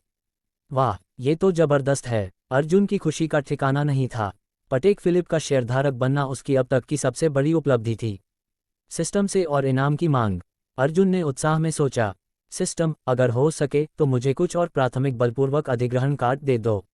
वह चाहता था कि सिस्टम जल्दी से लेवल 2 या लेवल 3 पर अपग्रेड हो, लेकिन इसमें समय लग सकता था। अगर उसे कुछ और प्राथमिक बलपूर्वक अधिग्रहण कार्ड मिल जाएं, तो वह पटेक फिलिप का सबसे बड़ा शेयरधारक भी बन सकता था। अगर तीसरा सबसे बड़ा शेयरधारक भी बन जाऊं, तो भी ये बहुत बड़ी बात होगी। लेकिन इस बार सिस्टम ने कोई जवाब नहीं दिया। सिस्टम, अगर तुम जवाब नहीं दे रहे तो मैं इसे हाँ मान लेता हूँ। ठीक है, हम इसे पक्की डील समझते हैं। अर्जुन ने खुद ही एक तरफा फैसला कर लिया कि सिस्टम ने सहमति दे दी है। खुशियों में समय बिताना। अपनी नई उपलब्धि के बाद अर्जुन, ईशा और दिया ने पार्क में और कुछ समय बिताया। शाम के 4-5 बजे वे पार्क से निकल गए। सीनियर अर्जुन, आज रात बाहर खाना ना खाएं, बल्कि आप ही कुछ बनाएं। दिया ने बड़ी मासूमियत से अनुरोध किया। हाँ, आज फिर से बारबेक्यू कर सकते हैं, ईशा ने भी उत्साह से पूछा। पिछली बार जब उसने अर्जुन के घर बारबेक्यू खाया था, तब से वह उस स्वाद को भूल नहीं पाई थी। ठीक है, कोई दिक्कत नहीं, अर्जुन ने खुशी खुशी हामी भर दी। रात का बारबेक्यू और एक नई योजना। तीनों सीधे सुपरमार्केट गए और कई सारी सामग्री खरीदकर घर लौट आए। रात को बारबेक्यू का मजा लिया गया और इस दौरान अर्जुन और ईशा के बीच स्वाद ग्रुप को लेकर चर्चा हुई। तुम्हें पता है स्वाद ग्रुप का असली इरादा क्या है? ईशा ने गहरी सोच में कहा। हाँ, वे हमें गुमराह करने की कोशिश कर रहे हैं, अर्जुन ने जवाब दिया। लेकिन अगर वे चालाकी से हमला कर सकते हैं, तो हम भी एक रणनीतिक हमला कर सकते हैं। ईशा की आंखों में एक चमक थी। मतलब? अर्जुन ने उत्सुकता से पूछा। अगर स्वाद ग्रुप हमारे खिलाफ चालाकी से वार कर सकता है, तो हम भी उन्हीं के तरीके से जवाब दे सकते हैं। ईशा ने एक योजना बनाई। तुम्हें सिर्फ यंगताई रियल एस्टेट ग्रुप पर फोकस करने का नाटक करना होगा। उन्हें लगेगा कि उनकी चाल काम कर रही है और वे तुम्हें मात देने में व्यस्त हो जाएंगे। और तभी हमारा पटेल ग्रुप अचानक स्वाद ग्रुप पर हमला कर देगा। इस तरह वे पूरी तरह से भ्रमित हो जाएंगे और हम उन्हें एक ही झटके में तबाह कर देंगे। वाह, अर्जुन की आंखें चमक उठीं। ये वाकई गजब की योजना है। नया दिन, नई चुनौती। अगली सुबह नवरक्षा सिक्योरिटी ग्रुप के अध्यक्ष का एक संदेश आया। मिस्टर कपूर, जो रिटायर्ड टॉप स्पेशल फोर्स के लोग आपने बुलाए थे, वे मुंबई पहुंचने वाले हैं। आपको कहाँ मिलना होगा? अर्जुन ने कुछ देर सोचा और फिर जवाब दिया, उन्हें मेरे निजी फार्म हाउस पर भेज दो, मैं वहीं मिलूंगा। मुंबई में बहुत से लोगों को पता था कि अर्जुन पाम मीडोज विला में रहता है, लेकिन बहुत कम लोगों को ये पता था कि उसका अपना एक अलग फार्म हाउस भी है। अपने माता पिता की गायब होने की घटना को लेकर अर्जुन सतर्क था, इसलिए उसने यह फैसला किया कि इन विशेषज्ञों से वह अपने फार्म हाउस पर ही मिलेगा। रिटायर्ड टॉप स्पेशल फोर्स से मुलाकात। 40 मिनट बाद अर्जुन फार्म हाउस पहुंचा और 3 विशेषज्ञों से मुलाकात की। नमस्ते मिस्टर कपूर, तीनों ने एक साथ कहा। नमस्ते, अर्जुन ने सिर हिलाया और फिर मिशन समझाया। विशेषज्ञों ने गंभीरता से सुना और फिर कहा, मिस्टर कपूर, ये घटना 1 साल से ज़्यादा पुरानी है, तो हमें थोड़ी मेहनत करनी होगी, लेकिन हमें समय दीजिए। कोई दिक्कत नहीं, बस कोई भी छोटा सा सुराग मिल जाए, यही बहुत होगा। अर्जुन ने जवाब दिया, आपको संसाधनों की जरूरत हो तो बेझिझक बताइए, किसी से डरने की जरूरत नहीं है, मैं सब संभाल लूंगा। अगर कोई समस्या आएगी तो मैं खुद देख लूंगा। बड़ा इनाम, बड़ा जोश। अर्जुन ने अपनी जेब से एक बैंक कार्ड निकाला और मुख्य विशेषज्ञ को सौंप दिया। मिस्टर कपूर, यह क्या? वे आश्चर्यचकित थे। इसमें 15 करोड़ हैं, 10 करोड़ आपकी मेहनत के लिए और 5 करोड़ मिशन के लिए। 10 करोड़, ये बहुत ज्यादा है। तीनों ने इनकार कर दिया, लेकिन अर्जुन ने हंसते हुए कहा, अगर तुम लोग उन्हें खोज पाओ तो मैं तुम्हें 10 गुना इनाम दूंगा। 10 गुना मतलब 100 करोड़। अब तीनों जोश से भर गए। मिस्टर कपूर, चिंता मत कीजिए, हम चाहे कुछ भी करना पड़े, हम आपके माता पिता को खोज निकालेंगे। तीनों ने समर्पण और निष्ठा से कहा। अर्जुन ने संतुष्टि से सिर हिलाया और उन्हें जाने दिया। सिस्टम से नया इनाम। अचानक डिंग, 17वें दिन का इनाम, प्राथमिक दिवालियापन कार्ड प्राप्त हुआ। प्राथमिक दिवालियापन कार्ड। अर्जुन पूरी तरह से चौंक गया। अध्याय 78, नई शक्ति प्राप्त हुई। प्राथमिक दिवालियापन कार्ड, यह क्या है? आज के इनाम को देखकर अर्जुन कपूर चौंक गया। हालांकि कल मिले प्राथमिक बलपूर्वक अधिग्रहण कार्ड का प्रभाव जबरदस्त था, इसलिए यह प्राथमिक दिवालियापन कार्ड भी कुछ बड़ा ही होगा। प्राथमिक दिवालियापन कार्ड की ताकत। अर्जुन ने विवरण देखा और वह हैरान रह गया। प्राथमिक दिवालियापन कार्ड किसी भी कंपनी जिसकी कुल संपत्ति या बाजार मूल्य 50 अरब से कम हो, उसे एक झटके में 3 अरब का नुकसान पहुंचा सकता है। अगर सही समय पर उपयोग किया जाए तो यह सबसे बड़ा हथियार साबित होगा, खासतौर पर कपूर परिवार के खिलाफ। कब और कैसे इस्तेमाल किया जाए? पहली नज़र में ये कार्ड स्वाद ग्रुप के खिलाफ इस्तेमाल करने का बढ़िया मौका लग रहा था, लेकिन अर्जुन जानता था कि स्वाद ग्रुप को तो वह और ईशा पहले ही खत्म कर देंगे। इसका असली उपयोग मुझे कपूर परिवार पर करना चाहिए। कपूर कैपिटल ग्रुप, जो कपूर परिवार का सबसे मजबूत आधार था, अगर उस पर हमला किया जाए तो कपूर परिवार पूरी तरह से संकट में आ सकता है। पहले स्वाद ग्रुप को गिराओ, फिर कपूर कैपिटल ग्रुप को ध्वस्त करो। नई योजना तैयार। अब अर्जुन को सिस्टम को जल्द से जल्द लेवल 2 पर अपग्रेड करना था, ताकि उसे और भी उन्नत दिवालियापन कार्ड मिल सके। अगर उसे मध्यवर्ती दिवालियापन कार्ड या उन्नत दिवालियापन कार्ड मिल गया तो वह कपूर परिवार की अरबों की संपत्तियों को सीधा गिरा सकता था। नई चुनौती, कपूर परिवार की साजिश। इसी बीच मुंबई के एक आलीशान विला में घंटी बजी। यंगताई रियल एस्टेट ग्रुप के पूर्व सबसे बड़े शेयरधारक सुरेश नायर ने दरवाजा खोला। तुम लोग? बाहर काले कपड़ों में ढेरों गुंडे खड़े थे। सामने 2 लोग थे, राकेश कपूर यानी कपूर परिवार के मुखिया विजय कपूर का चौथा बेटा, यशपाल नायक, मुंबई के सबसे बड़े अंडरवर्ल्ड डॉन में से एक। मिस्टर नायर, हमें अंदर नहीं बुलाओगे? यशपाल नायक ने एक ठंडी मुस्कान के साथ कहा। सुरेश नायर, जो पहले ही अपनी कंपनी की हिस्सेदारी अर्जुन को बेचकर दूसरे स्थान पर आ चुका था, अब खुद को संकट में महसूस कर रहा था। लेकिन यशपाल नायक, जिसके पास सैकड़ों गुंडे थे, उसे नाराज करना खतरनाक हो सकता था। अंदर आइए। सुरेश नायर ने बेमन से उन्हें अंदर बुला लिया। अर्जुन को खत्म करना है। बैठते ही राकेश कपूर ने सीधा मुद्दा उठाया। सुनो, अर्जुन ने तुम्हारी कंपनी छीन ली। अगर मैं तुम्हारी जगह होता तो उसे जिंदा नहीं छोड़ता। सुरेश नायर ने घूर कर देखा। तो कपूर परिवार तुमसे गठबंधन करना चाहता है? हम अर्जुन को तबाह कर सकते हैं। यशपाल नायक ने ठहाका लगाया। और जो काम मैं शुरू करता हूं वह अधूरा नहीं छोड़ता। सुरेश नायर गहरी सोच में डूब गया। क्या उसे कपूर परिवार का साथ देना चाहिए?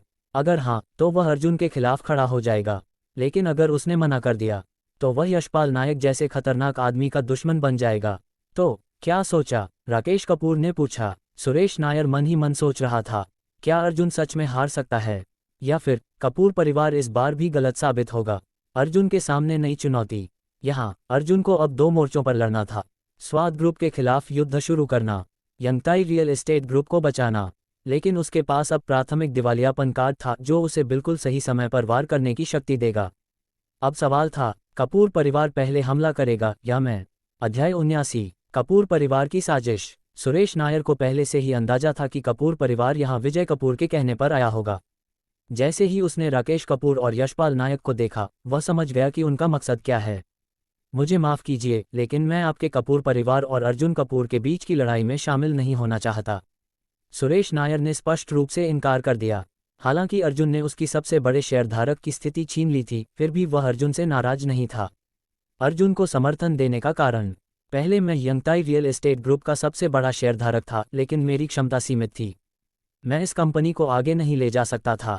लेकिन जब से अर्जुन कपूर ने विनहेक सॉफ्टवेयर ग्रुप के साथ डील साइन की और उनके मालिक से दोस्ती कर ली, तब से हमें पता चल गया कि वह कितने काबिल हैं। अब यंगताई रियल एस्टेट ग्रुप का सबसे बड़ा शेयरधारक अर्जुन कपूर था। अगर कंपनी की वैल्यू 40 अरब या 50 अरब तक पहुंच जाती है तो कंपनी के अन्य शेयरधारकों को भी भारी फायदा होगा। राकेश कपूर की चालाकी। मिस्टर नायर, अगर आप हमारे कपूर परिवार के साथ मिल जाएं तो हम अर्जुन को कंपनी से बाहर कर देंगे। हम आपकी स्थिति को फिर से सबसे बड़े शेयरधारक के रूप में बहाल कर सकते हैं। क्या आप इस प्रस्ताव पर विचार नहीं करेंगे? नहीं, सुरेश नायर ने साफ मना कर दिया। धमकी का नया खेल। अब तक राकेश कपूर ने कई अन्य शेयरधारकों को अपनी तरफ मिलाने में कामयाबी हासिल कर ली थी। अगर आप हमारे साथ मिल जाते हैं तो हम तुरंत अर्जुन को चेयरमैन के पद से हटा देंगे। बस आपकी हाँ की जरूरत है। नहीं, सुरेश नायर अपने फैसले पर अडिग रहा। अब यशपाल नायक ने अपने गुंडों को इशारा किया। अगले ही पल उसके एक आदमी ने तस्वीरों का एक पुलिंदा निकालकर सुरेश नायर के सामने रख दिया। देख लो मिस्टर नायर। सुरेश नायर ने तस्वीरें उठाईं और देखते ही हैरान रह गया। यह मेरी बेटी। तस्वीर में उसकी बेटी थी जो किसी दूसरी जगह पढ़ाई कर रही थी। हम सब जानते हैं, यशपाल नायक ने एक ठंडी मुस्कान के साथ कहा। हमने तुम्हारी बेटी की हर मूवमेंट ट्रैक कर ली है। हमारे आदमी पहले ही वहां तैनात हैं। अगर तुम हमारे साथ हो जाते हो तो हम गारंटी देते हैं कि उसे कुछ नहीं होगा, लेकिन अगर तुमने इनकार किया तो हमें कोई गारंटी नहीं है। सुरेश नायर का गुस्सा। कैसे हिम्मत हुई तुम्हारी? तुम मेरी बेटी को किडनैप करने की धमकी दे रहे हो? धड़ाम। सुरेश नायर ने मेज पर जोरदार मुक्का मारा, लेकिन वह जानता था कि यशपाल नायक ऐसा करने से पीछे नहीं हटेगा। विकल्प ही क्या था? एक लंबी चुप्पी के बाद सुरेश नायर ने भारी मन से सिर झुका लिया। ठीक है, मैं कपूर परिवार के साथ सहयोग करने के लिए तैयार हूं। अर्जुन को हटाने में तुम्हारी मदद करूंगा। माफ करना अर्जुन। उसने अर्जुन के लिए मन में माफी मांगी। कपूर परिवार की साजिश पूरी। राकेश कपूर और यशपाल नायक खुश हो गए। बहुत बढ़िया, अब हम कल से अर्जुन को गिराने की प्रक्रिया शुरू करेंगे। उनका प्लान ये था कि सुबह तक अर्जुन कपूर को यंगताई रियल एस्टेट ग्रुप से बाहर कर दिया जाएगा। गोल्फ कोर्स पर नया ड्रामा। उसी दोपहर अर्जुन कपूर, ईशा और दिया गौरव इंटरनेशनल गोल्फ कोर्स पहुंचे। ये वीकेंड था इसलिए वहां भारी भीड़ थी, लेकिन चूंकि अर्जुन ही इस जगह का मालिक था, उसे सबसे बेहतर गोल्फ कोर्स मिल गया। वे शांति से खेल रहे थे जब अचानक एक कोने से बहस की आवाज आई। ये गोल्फ कोर्स सिर्फ 3 लोगों के लिए। एक मोटा आदमी जो करीब 30-35 साल का था, गुस्से में वहां के स्टाफ से बहस कर रहा था। मैं गौरव इंटरनेशनल का टॉप मेंबर हूं और मेरे साथ 12 लोग हैं। मुझे एक घटिया कोर्स क्यों दिया गया? लेकिन सर, ये पहले से ही बुक हो चुका था। स्टाफ ने विनम्रता से समझाया। किसने बुक किया है? मोटे आदमी ने गुस्से से पूछा। स्टाफ ने अर्जुन की तरफ इशारा किया। अब मोटा आदमी गुस्से में अर्जुन की ओर बढ़ा। मुझे ये गोल्फ कोर्स दे दो, मैं तुम्हारे सभी खर्चे भर दूंगा, उसने अहंकारी लहजे में कहा। अर्जुन का जवाब, नहीं, मुझे दिलचस्पी नहीं है। मोटा आदमी हैरान रह गया। ठीक है, 1 लाख दूंगा। अर्जुन ने कोई जवाब नहीं दिया। 5 लाख। अर्जुन अब भी शांत था। 1 मिलियन। अब तो मान जाओ। अब मोटे आदमी ने धमकी दी। मैं गौरव इंटरनेशनल गोल्फ कोर्स के मालिक को जानता हूं। अगर मैंने उसे कॉल कर दिया तो वह तुम्हें ब्लैकलिस्ट कर देगा। अर्जुन की हंसी छूट गई। तुम जानते हो कि मालिक कौन है? मोटे आदमी ने अहंकार से कहा। हाँ, और अगर तुम नहीं माने तो मैं उसे कॉल कर दूंगा। ठीक है, तो कर दो, अर्जुन ने मुस्कुराते हुए कहा। लेकिन तभी मोटे आदमी का फोन बजा, लेकिन उससे पहले अर्जुन कपूर का फोन भी बज उठा। मोटे आदमी ने आश्चर्य से अर्जुन को देखा, क्योंकि फोन करने वाला कोई और नहीं बल्कि गौरव इंटरनेशनल गोल्फ कोर्स का असली मालिक था। अर्जुन कपूर। अब क्या होगा? अध्याय 80। गोल्फ कोर्स पर तमाशा। मोटे आदमी को कोई शक नहीं हुआ जब अर्जुन कपूर का फोन बजा, लेकिन जैसे ही अर्जुन ने फोन उठाया, मोटे आदमी के चेहरे का रंग उड़ गया, क्योंकि फोन पर अर्जुन की आवाज मोटे आदमी के मोबाइल से भी आ रही थी। तुम ही गौरव इंटरनेशनल गोल्फ कोर्स के मालिक हो? मोटा आदमी हक्का बक्का रह गया। उसने अपनी फोनबुक चेक की। अर्जुन कपूर, गौरव इंटरनेशनल गोल्फ कोर्स के नए मालिक, स्पष्ट रूप से लिखा हुआ था। अब वह शर्मिंदगी से पसीने पसीने हो गया। बॉस अर्जुन, मैंने ऐसा कहने का मतलब नहीं रखा। मोटे आदमी ने डरते हुए माफी मांगी। अर्जुन का करारा जवाब, क्या तुमने अभी अभी कहा था कि अगर फोन लग गया तो मैं ब्लैकलिस्ट हो जाऊंगा? अब यह मैं कहता हूं, तुम्हें और तुम्हारे सभी परिचितों को इस गोल्फ कोर्स से हमेशा के लिए ब्लैकलिस्ट किया जा रहा है। अर्जुन ने कर्मचारियों की ओर देखा और कहा, अभी इन्हें बाहर निकालो। कर्मचारी हक्का बक्का थे, लेकिन तुरंत बोले, जी सर। मोटे आदमी की बर्बादी। मोटे आदमी के साथ आए 12 अन्य ग्राहक भी बाहर निकाले गए। हमारी वजह से हमें बाहर निकाला गया। गुस्से में उन ग्राहकों ने मोटे आदमी पर ही भड़ास निकाल दी। हमारी डील यहीं खत्म, अब से हमें फ़ोन मत करना, तेरी वजह से हमारा भी नुकसान हुआ। अब मोटे आदमी की पूरी बिजनेस नेटवर्क खत्म हो गई थी। वह घुटनों के बल गिर पड़ा। सब कुछ खत्म हो गया। खतरनाक खबर। गोल्फ खेलते समय अर्जुन का फ़ोन फिर से बजा। कॉल करने वाला था विनय चौधरी। फ़ोन उठाते ही विनय की घबराई हुई आवाज़ आई। अर्जुन, बुरी खबर है। मैंने अभी पता किया कि कपूर परिवार तुम्हारे खिलाफ एक बड़ा कदम उठा रहा है। क्या? अर्जुन सतर्क हो गया। विजय कपूर का चौथा बेटा राकेश कपूर और मुंबई का सबसे बड़ा अंडरवर्ल्ड डॉन यशपाल नायक मिलकर यंगताई रियल एस्टेट ग्रुप के शेयरधारकों से मिले हैं। वे तुम्हें चेयरमैन के पद से हटाने की साजिश रच रहे हैं। यंगताई रियल एस्टेट ग्रुप पर हमला। विनय ने आगे बताया, मैंने अपनी इंटेलिजेंस टीम भेजी थी। उन्होंने ये पुष्टि की कि कपूर परिवार ने कई शेयरधारकों को अपने पक्ष में करने के लिए भारी पैसा और धमकियां दी हैं। उनका मकसद है कि तुम्हें कंपनी से बाहर कर दें। अर्जुन की प्रतिक्रिया। तो उन्होंने आखिर हमला कर ही दिया। अर्जुन को पहले ही शक था कि कपूर परिवार इतनी आसानी से शांत नहीं रहेगा। अब शक सच्चाई बन चुका था। विनय, तुरंत पता करो कि कौन कौन से शेयरधारक बिक चुके हैं। और हाँ, एक और काम करो, कपूर परिवार को गलत जानकारी दो। विनय चौधरी चौंक गया। मतलब, उन्हें ऐसा लगे कि हम कुछ नहीं कर सकते। हमें उनका विश्वास दिलाना होगा कि वे जीत रहे हैं, तभी हम सही वक्त पर वार कर सकते हैं। अर्जुन का मास्टर प्लान। अब अर्जुन ने फैसला कर लिया। पहले कपूर परिवार को झूठे आत्मविश्वास में रखना, फिर अचानक एक जबरदस्त वार करना, यंगताई रियल एस्टेट ग्रुप को बचाना, कपूर परिवार के खिलाफ प्राथमिक दिवालियापन कार्ड का उपयोग करना। अब अर्जुन ने असली युद्ध की तैयारी शुरू कर दी थी। अध्याय 81। चिंता मत करें मिस्टर अर्जुन, जैसे ही कोई खबर मिलेगी मैं आपको सूचित करूंगा। ठीक है, धन्यवाद मिस्टर विनय। अर्जुन कपूर ने उनका धन्यवाद किया। ठीक है, जब यह मामला सुलझ जाएगा तो मैं मिस्टर विनय को खाने पर आमंत्रित करूंगा। अर्जुन को सच में विनय चौधरी का आभार व्यक्त करना था। फ़ोन काटने के बाद अर्जुन ने कुछ संदेश भेजे, खासकर सृष्टि कपूर को, ताकि वह कपूर परिवार की इस गुप्त योजना के बारे में अधिक जानकारी निकाल सके।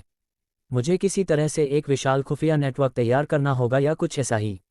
अर्जुन ने मन ही मन सोचा और योजना बनाई। तभी सिस्टम की आवाज़ आई। डिंग। विशेष कार्य पूर्ण। सान्या नायर और वेदिका पटेल के साथ सप्ताहांत बिताने का वादा किया। बधाई हो, आपको नवरक्षा सिक्योरिटी ग्रुप का 12% स्वामित्व प्राप्त हुआ है। अब आप नवरक्षा सिक्योरिटी ग्रुप के सबसे महत्वपूर्ण व्यक्ति बन गए हैं और इसके नए अध्यक्ष भी बन गए हैं। बधाई हो, आपको 67 अनुभव अंक प्राप्त हुए हैं। अब 12% स्वामित्व हाथ में होने के बाद अर्जुन के पास नवरक्षा सिक्योरिटी ग्रुप का कुल 27% स्वामित्व हो चुका है। अब सिर्फ 23% स्वामित्व और चाहिए ताकि वह 50% का लक्ष्य पूरा कर सके और पूरी कंपनी पर नियंत्रण हासिल कर सके। अगर सिस्टम कुछ और मिशन या इनाम दे दे तो अर्जुन जल्द ही नवरक्षा सिक्योरिटी ग्रुप का संपूर्ण मालिक बन सकता है। अब जबकि अर्जुन सबसे बड़ा शेयरधारक और कंपनी का अध्यक्ष बन चुका था, उसकी शक्ति और प्रभाव काफ़ी बढ़ गए थे। अब वह नवरक्षा सिक्योरिटी ग्रुप के सभी सामान्य बॉडीगार्ड्स को अपने अनुसार तैनात कर सकता था। 3 विशेष टॉप सिक्योरिटी टीमों में से एक टीम को नवरक्षा सिक्योरिटी ग्रुप का सबसे बड़ा मालिक होने के नाते वह किसी भी समय तैनात कर सकता था। हालांकि यदि उसे तीनों विशेष टीमें एक साथ चाहिए होती तो उसे अभी भी कंपनी के वरिष्ठ अधिकारियों की स्वीकृति की आवश्यकता पड़ती। लेकिन अगर अर्जुन 50% से अधिक स्वामित्व प्राप्त कर लेता तो वह तीनों विशेष टीमों को अपनी इच्छानुसार हिला सकता था। अब जब यह विशेष मिशन पूरा हो गया था, अर्जुन को और भी अच्छा महसूस हुआ। अभी समय था, इसलिए अर्जुन और वेदिका पटेल ने यंग ग्रुप पर आगे पीछे से हमला करने की रणनीति पर चर्चा की। समय धीरे धीरे बीत रहा था, तभी सृष्टि कपूर का संदेश आया। सृष्टि ने बताया कि यह पूरी योजना राकेश कपूर द्वारा तैयार की गई थी और इसे अंजाम देने का काम सिर्फ वही कर रहे थे। पूरा कपूर परिवार भी इसके बारे में ज़्यादा नहीं जानता था। अर्जुन को ज़्यादा जानकारी नहीं मिली, लेकिन विनय चौधरी के पास एक महत्वपूर्ण खबर थी। कपूर परिवार ने इस मिशन की सुरक्षा को पूरी तरह गुप्त रखा था, लेकिन वे यशवर्धन ठाकुर को भूल गए थे। यशवर्धन की सुरक्षा व्यवस्था उतनी सख्त नहीं थी। इसका फायदा उठाते हुए विनय चौधरी ने कुछ लोगों को पैसा देकर यह जानकारी निकलवा ली कि राकेश कपूर और यशवर्धन ठाकुर ने मिलकर यंगताई रियल एस्टेट ग्रुप के शेयरधारक सुरेश नायर को ब्लैकमेल किया था। उन्हें धमकी दी गई थी कि अगर उन्होंने सहयोग नहीं किया तो उनकी बेटी सान्या नायर को नुकसान होगा। सिर्फ सुरेश नायर ही नहीं, यंगताई रियल एस्टेट ग्रुप के 2 अन्य शेयरधारकों को भी धमकाकर इस योजना में शामिल किया गया था। शुक्रिया बॉस विनय, अर्जुन ने जवाब दिया। अब उसे और भी एहसास हो रहा था कि एक मजबूत खुफिया नेटवर्क कितना महत्वपूर्ण होता है। अगर वह खुद का एक शक्तिशाली खुफिया नेटवर्क तैयार कर ले तो ये बेहद उपयोगी साबित होगा। मिस्टर अर्जुन, अब आप क्या करने जा रहे हैं? विनय चौधरी ने पूछा। हालांकि उनका खुफिया नेटवर्क मजबूत था, लेकिन यशवर्धन ठाकुर जैसे व्यक्ति से टकराने के लिए यह पर्याप्त नहीं था। मत भूलो कि मेरा नवरक्षा सिक्योरिटी ग्रुप से क्या रिश्ता है, अर्जुन ने उत्तर दिया। अब जब वह नवरक्षा सिक्योरिटी ग्रुप का सबसे बड़ा मालिक और अध्यक्ष था, तो उसे यशवर्धन ठाकुर जैसे अंडरवर्ल्ड डॉन से डरने की कोई जरूरत नहीं थी। सामान्य गुंडों और लड़ाकों की बात करें तो अर्जुन के पास पूरी सिक्योरिटी एजेंसी थी जो यशवर्धन ठाकुर के गुंडों को बुरी तरह पछाड़ सकती थी। हाँ, मिस्टर अर्जुन सही कह रहे हैं, विनय चौधरी ने भी सहमति जताई। अब अर्जुन के पास कपूर परिवार की योजना को नाकाम करने का एक स्पष्ट तरीका था। उसने तुरंत नवरक्षा सिक्योरिटी ग्रुप की 2 सामान्य बॉडीगार्ड टीमों को बुलाया और उन्हें यशवर्धन ठाकुर के गुंडों को रोकने और सान्या नायर को सुरक्षित करने का काम सौंपा। इसके साथ ही उसने यंगताई रियल एस्टेट ग्रुप के अन्य 2 शेयरधारकों की भी सुरक्षा का इंतजाम कर दिया। इसके बाद अर्जुन ने एक बैकअप योजना भी बनाई ताकि कोई भी अप्रत्याशित घटना होने पर उसे संभाला जा सके। अब चाहे कपूर परिवार कुछ भी कर ले, लेकिन अर्जुन इस लड़ाई में पहले से ही जीत चुका था।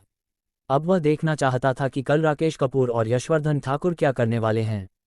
गोल्फ खेलकर अर्जुन और वेदिका पटेल घर लौट आए। अगली सुबह सिस्टम की आवाज़ फिर आए, डिंग। संबंध तोड़ने के 18वें दिन का इनाम, गुप्तचर प्राइवेट डिटेक्टिव एजेंसी का 30% स्वामित्व। अब अर्जुन को पूरे गुप्तचर प्राइवेट डिटेक्टिव एजेंसी का 30% हिस्सा मिल गया था, जो कि जोंगहाई प्रांत की सबसे ताकतवर निजी जासूसी एजेंसी थी। अब अर्जुन के पास न केवल सुरक्षा बलों की एजेंसी थी, बल्कि देश के सबसे बड़े खुफिया नेटवर्क में से एक पर भी उसका अधिकार था। अब ये देखकर कपूर परिवार को और भी बड़ा झटका लगने वाला था। अध्याय 82। आज के इनाम को देखकर अर्जुन कपूर बेहद खुश हुआ। सिस्टम सच में बहुत विचारशील है। कल ही उसने ये शिकायत की थी कि उसका कोई मजबूत खुफिया नेटवर्क नहीं है और वह खबरों को समय पर प्राप्त नहीं कर पा रहा है। और आज सिस्टम ने उसे गुप्तचर प्राइवेट डिटेक्टिव एजेंसी के 30% स्वामित्व का इनाम दे दिया, जिससे उसे इस एजेंसी के 1/3 हिस्से का मालिकाना हक मिल गया। ये तो बहुत सही समय पर मिला इनाम था। गुप्तचर प्राइवेट डिटेक्टिव एजेंसी जोंगहाई प्रांत की सबसे मजबूत और सबसे बड़ी निजी जासूसी एजेंसी है, इसमें कोई शक नहीं। हालांकि इस एजेंसी की कुल संपत्ति कुछ ही अरब की थी, लेकिन इसकी असली ताकत सूचना तंत्र में थी।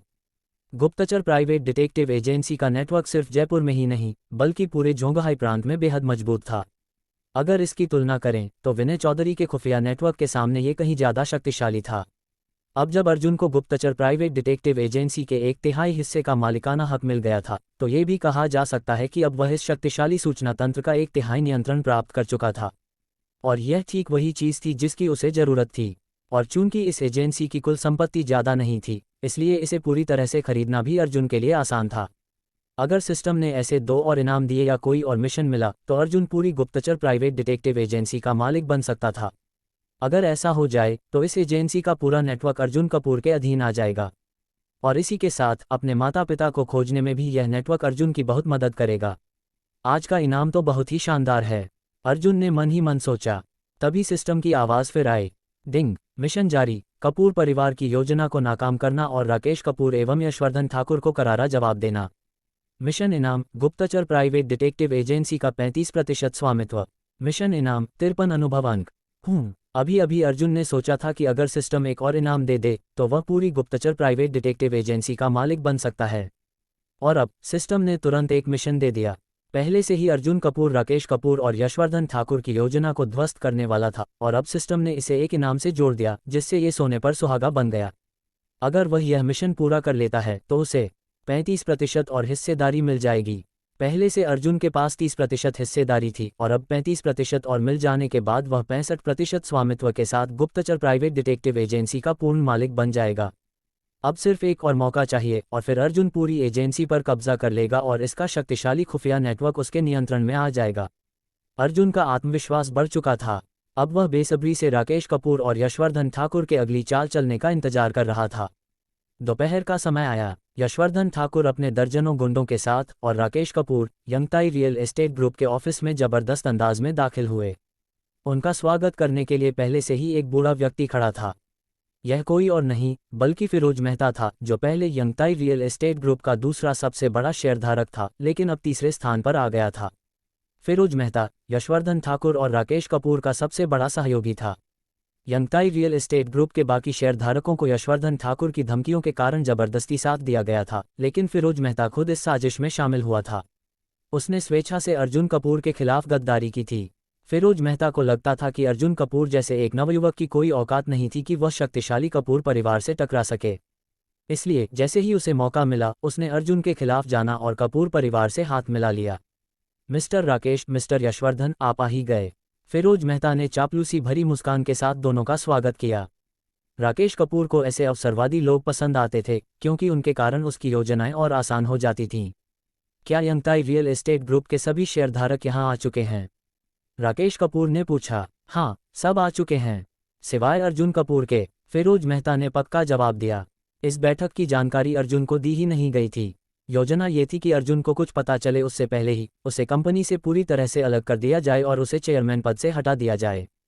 बहुत बढ़िया। राकेश कपूर और यशवर्धन ठाकुर एक दूसरे को देखकर मुस्कुराए। अब वे अपनी जीत को पहले ही देख सकते थे। अर्जुन कपूर, तुम्हारा घमंड बहुत हो गया, अब तुम कुछ भी नहीं रहोगे। चलो, सब अंदर चलो। राकेश कपूर के इशारे पर सभी बैठक कक्ष की ओर बढ़े।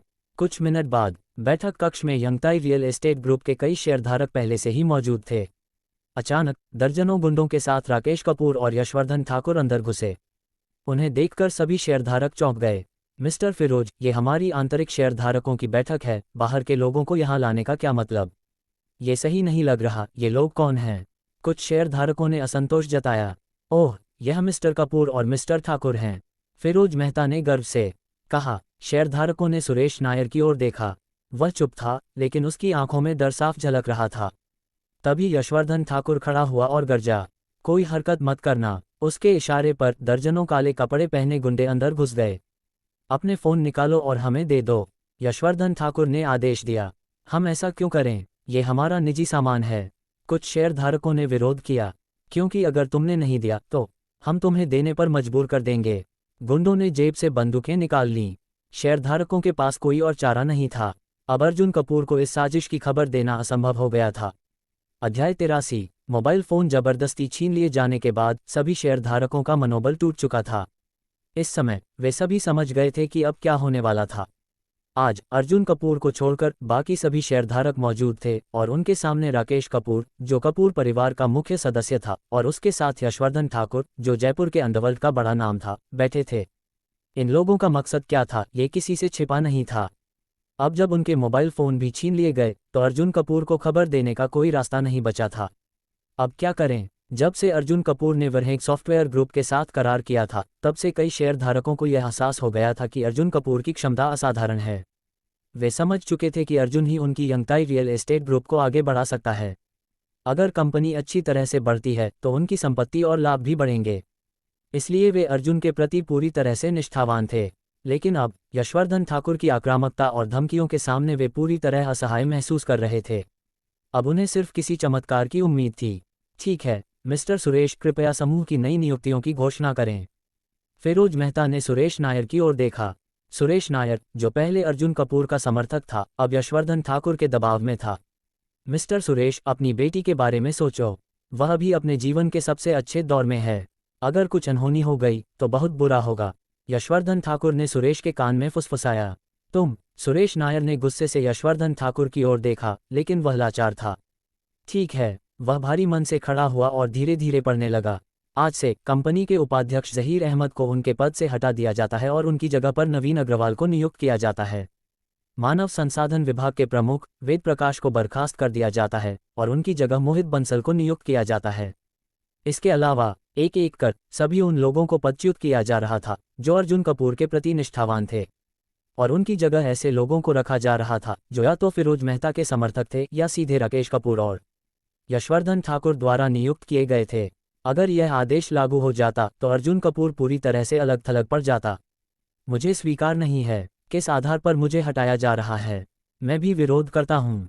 नवीन अग्रवाल को मेरी जगह क्यों नियुक्त किया जा रहा है? मैंने इतने सालों तक मेहनत की है और अब मुझे बिना किसी कारण बाहर किया जा रहा है। यह क्या हो रहा है? कई वरिष्ठ अधिकारी विरोध में खड़े हो गए।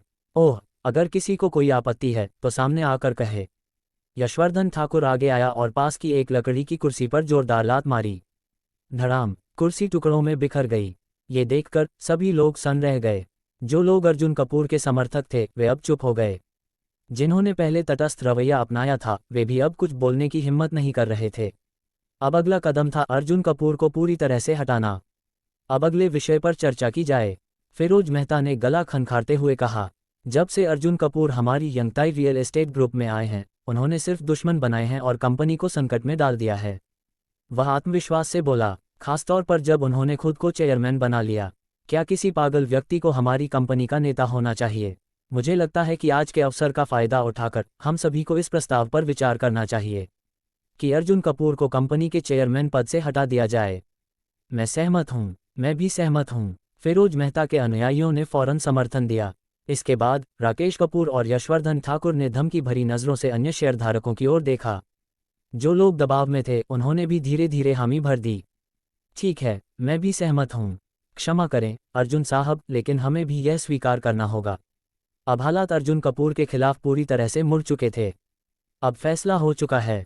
फिरोज मेहता बोलने ही वाला था कि एक दमदार आवाज़ गूंजी, मुझे हटाना चाहते हो? तुम्हारी इतनी औकात? अगले ही पल अर्जुन कपूर आत्मविश्वास के साथ दरवाजे से अंदर दाखिल हुआ। पूरा कमरा एकदम सन्नाटे में चला गया। अर्जुन साहब, आप आ गए। उनके समर्थक अचानक खुश हो गए। इसके विपरीत राकेश कपूर और यशवर्धन ठाकुर स्तब्ध रह गए। ये योजना में नहीं था। यशवर्धन ठाकुर ने बुदबुदाया, अब क्या? राकेश कपूर ने गुस्से में दांत पीसे। हाँ, अब आ भी गए तो क्या? फैसला हो चुका है। राकेश कपूर हंसा, अब बहुत देर हो चुकी है।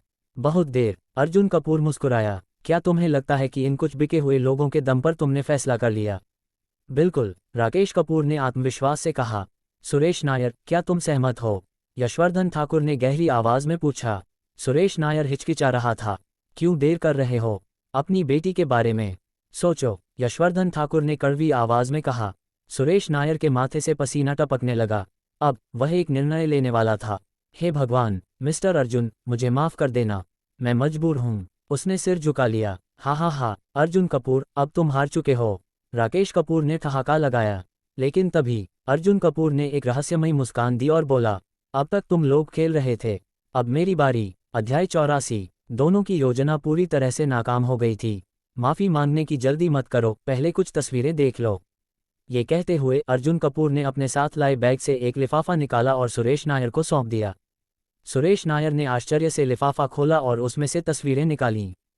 पहली तस्वीर में एक टीम विशेष बॉडीगार्ड्स की थी, जिन्होंने काले कपड़ों में दर्जन भर गुंडों को पकड़ा हुआ था। दूसरी तस्वीर में वे गुंडे पुलिस स्टेशन में भेजे जा रहे थे। अर्जुन साहब, यह क्या है? सुरेश नायर ने हैरानी से पूछा। इनसे पूछो, इन्हें सब पता होगा। अर्जुन कपूर ने बगल में खड़े यशवर्धन ठाकुर की ओर इशारा किया। सुरेश नायर आगे बढ़े और तस्वीरें यशवर्धन ठाकुर को दीं। क्या बकवास है? यशवर्धन ठाकुर ने पहले लापरवाही से तस्वीरें लीं और एक सरसरी नज़र डाली। पर जैसे ही उन्होंने तस्वीरों को ध्यान से देखा, उनका चेहरा अचानक बदल गया। मेरे लोग इस हाल में कैसे आ गए? यशवर्धन ठाकुर चौंक गए। ये दर्जन भर लोग तुम्हारे ही आदमी थे, जिन्हें तुमने मेरी बेटी को किडनैप करने के लिए भेजा था। अब मेरे बॉडीगार्ड्स ने इन्हें सही जगह पहुंचा दिया है। अर्जुन कपूर ने ठंडे स्वर में कहा, मेरे बॉडीगार्ड्स अभी भी तुम्हारी बेटी के साथ हैं। मैं पूरी गारंटी देता हूं कि अब उसकी सुरक्षा पर कोई आंच नहीं आएगी। ये सुनकर सुरेश नायर की आंखों में चमक आ गई। अर्जुन साहब, क्या ये सच है? सुरेश नायर को यकीन नहीं हो रहा था। अगर भरोसा नहीं है तो अपनी बेटी को फ़ोन करके पूछ लो, या चाहो तो मेरे बॉडीगार्ड से उसे सुरक्षित यहाँ लाने के लिए कह दो। अर्जुन कपूर ने शांत स्वर में जवाब दिया। इस पर सुरेश नायर ने तुरंत अपनी बेटी को कॉल किया। पापा, अभी कुछ देर पहले कुछ लोग मुझे किडनैप करने आए थे, लेकिन अचानक कुछ प्रोफेशनल बॉडीगार्ड्स आ गए और उन्होंने उन्हें काबू में कर लिया। ये बॉडीगार्ड्स कह रहे थे कि वे आपके दोस्त के भेजे हुए हैं। सुरेश नायर की बेटी ने फ़ोन पर कहा। हाय राम! सुरेश नायर ने गहरी सांस ली। उनकी बेटी अब सुरक्षित थी। तूने सच में मेरी बेटी को किडनैप करने की साजिश रची थी। अब सुरेश नायर की नज़रें गुस्से से जल रही थीं। उन्होंने गुस्से में यशवर्धन ठाकुर की ओर देखा, पर यशवर्धन ठाकुर कुछ नहीं बोले। उनका ध्यान अभी भी उन तस्वीरों पर था। उन्होंने जो लोग भेजे थे वे सभी लड़ाई में बहुत ताकतवर थे। हर कोई कम से कम 2-3 लोगों से अकेले लड़ सकता था, लेकिन फिर भी अर्जुन कपूर के बॉडीगार्ड्स ने उन्हें इतनी आसानी से हरा दिया। ये कैसे हुआ? यशवर्धन ठाकुर बड़बड़ाए। राकेश कपूर, जो पास खड़ा था, उसकी मुस्कान भी अब फीकी पड़ चुकी थी। मैं अर्जुन कपूर को चेयरमैन पद से हटाने के प्रस्ताव का विरोध करता हूं। अब सुरेश नायर की आवाज़ में आत्मविश्वास लौट आया था। अर्जुन कपूर इस ग्रुप के लिए सबसे उपयुक्त नेता हैं। साथ ही मेरी पिछली दी गई नियुक्तियों को भी मैं निरस्त करता हूं। सुरेश नायर ने जोड़ते हुए कहा। और हाँ, कुछ और चीज़ें भी हैं। ये कहते हुए अर्जुन कपूर ने कुछ और लिफाफे वहां मौजूद उन शेयर धारकों को सौंप दिए जिन्हें राकेश कपूर और यशवर्धन ठाकुर ने ब्लैकमेल किया था। उनके खिलाफ भी अर्जुन कपूर ने पहले से बंदोबस्त कर रखा था। शुक्रिया अर्जुन साहब, मैं भी आपको हटाने के पक्ष में नहीं हूं। मैं भी नहीं। कुछ ही पलों में माहौल पूरी तरह बदल चुका था। अब राकेश कपूर, फिरोज मेहता और उनके लोग अल्पसंख्यक रह गए थे। मैं प्रस्ताव रखता हूं कि फिरोज मेहता, नवीन अग्रवाल, मोहित बंसल और उनके समर्थकों को कंपनी से बाहर कर दिया जाए। सुरेश नायर ने घोषणा की। कुल मिलाकर इन गद्दारों के पास सिर्फ 20% शेयर थे। मैं सहमत हूं। मैं भी सहमत हूं। मैं भी। अर्जुन कपूर ने भी समर्थन किया।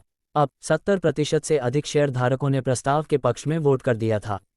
फिरोज मेहता, नवीन अग्रवाल, मोहित बंसल, अब तुम्हारी कंपनी में कोई जगह नहीं। अपने सामान समेटो और बाहर निकलो, अर्जुन कपूर ने ठंडे स्वर में कहा। अब ये लोग पूरी तरह हार चुके थे। अर्जुन, तू? राकेश कपूर हक्का बक्का था। अब क्या? अर्जुन कपूर ने पूछा। तुम्हारी ये घटिया प्लानिंग बस इतनी ही थी? मुझे हटाने चले थे? हाँ हाँ हाँ, अर्जुन कपूर ने ठहाका लगाया। इतने महीनों की प्लानिंग का यही रिजल्ट? हद है, बकवास बंद कर। यशवर्धन ठाकुर अब बातों से हार चुका था। उसने गुस्से में आकर अर्जुन कपूर पर हमला करने की कोशिश की, पर अर्जुन कपूर पहले ही तैयार था। धड़ाम! अर्जुन कपूर की जोरदार लात यशवर्धन ठाकुर के सीने पर लगी और वो सीधा राकेश कपूर के ऊपर जा गिरा। दोनों जमीन पर पड़े कराह रहे थे। राकेश कपूर, जाकर अपने बाप को बता देना, तुम्हारी चालें फेल हो चुकी हैं। अब मेरी बारी है। अब राकेश कपूर और यशवर्धन ठाकुर के चेहरों पर डर साफ दिख रहा था। उन्हें अब एहसास हो चुका था, हमने किससे पंगा ले लिया है। इन सभी को कंपनी से बाहर फेंक दो, अर्जुन कपूर ने सिक्योरिटी गार्ड्स को हुक्म दिया। कुछ ही मिनटों में राकेश कपूर, यशवर्धन ठाकुर, फिरोज मेहता और उनके गुर्गों को यंगताई रियल एस्टेट ग्रुप के मुख्य द्वार से बाहर फेंक दिया गया। आज अर्जुन कपूर ने न केवल अपनी कुर्सी बचाई, बल्कि अपने सबसे बड़े दुश्मनों को धूल भी चटा दी।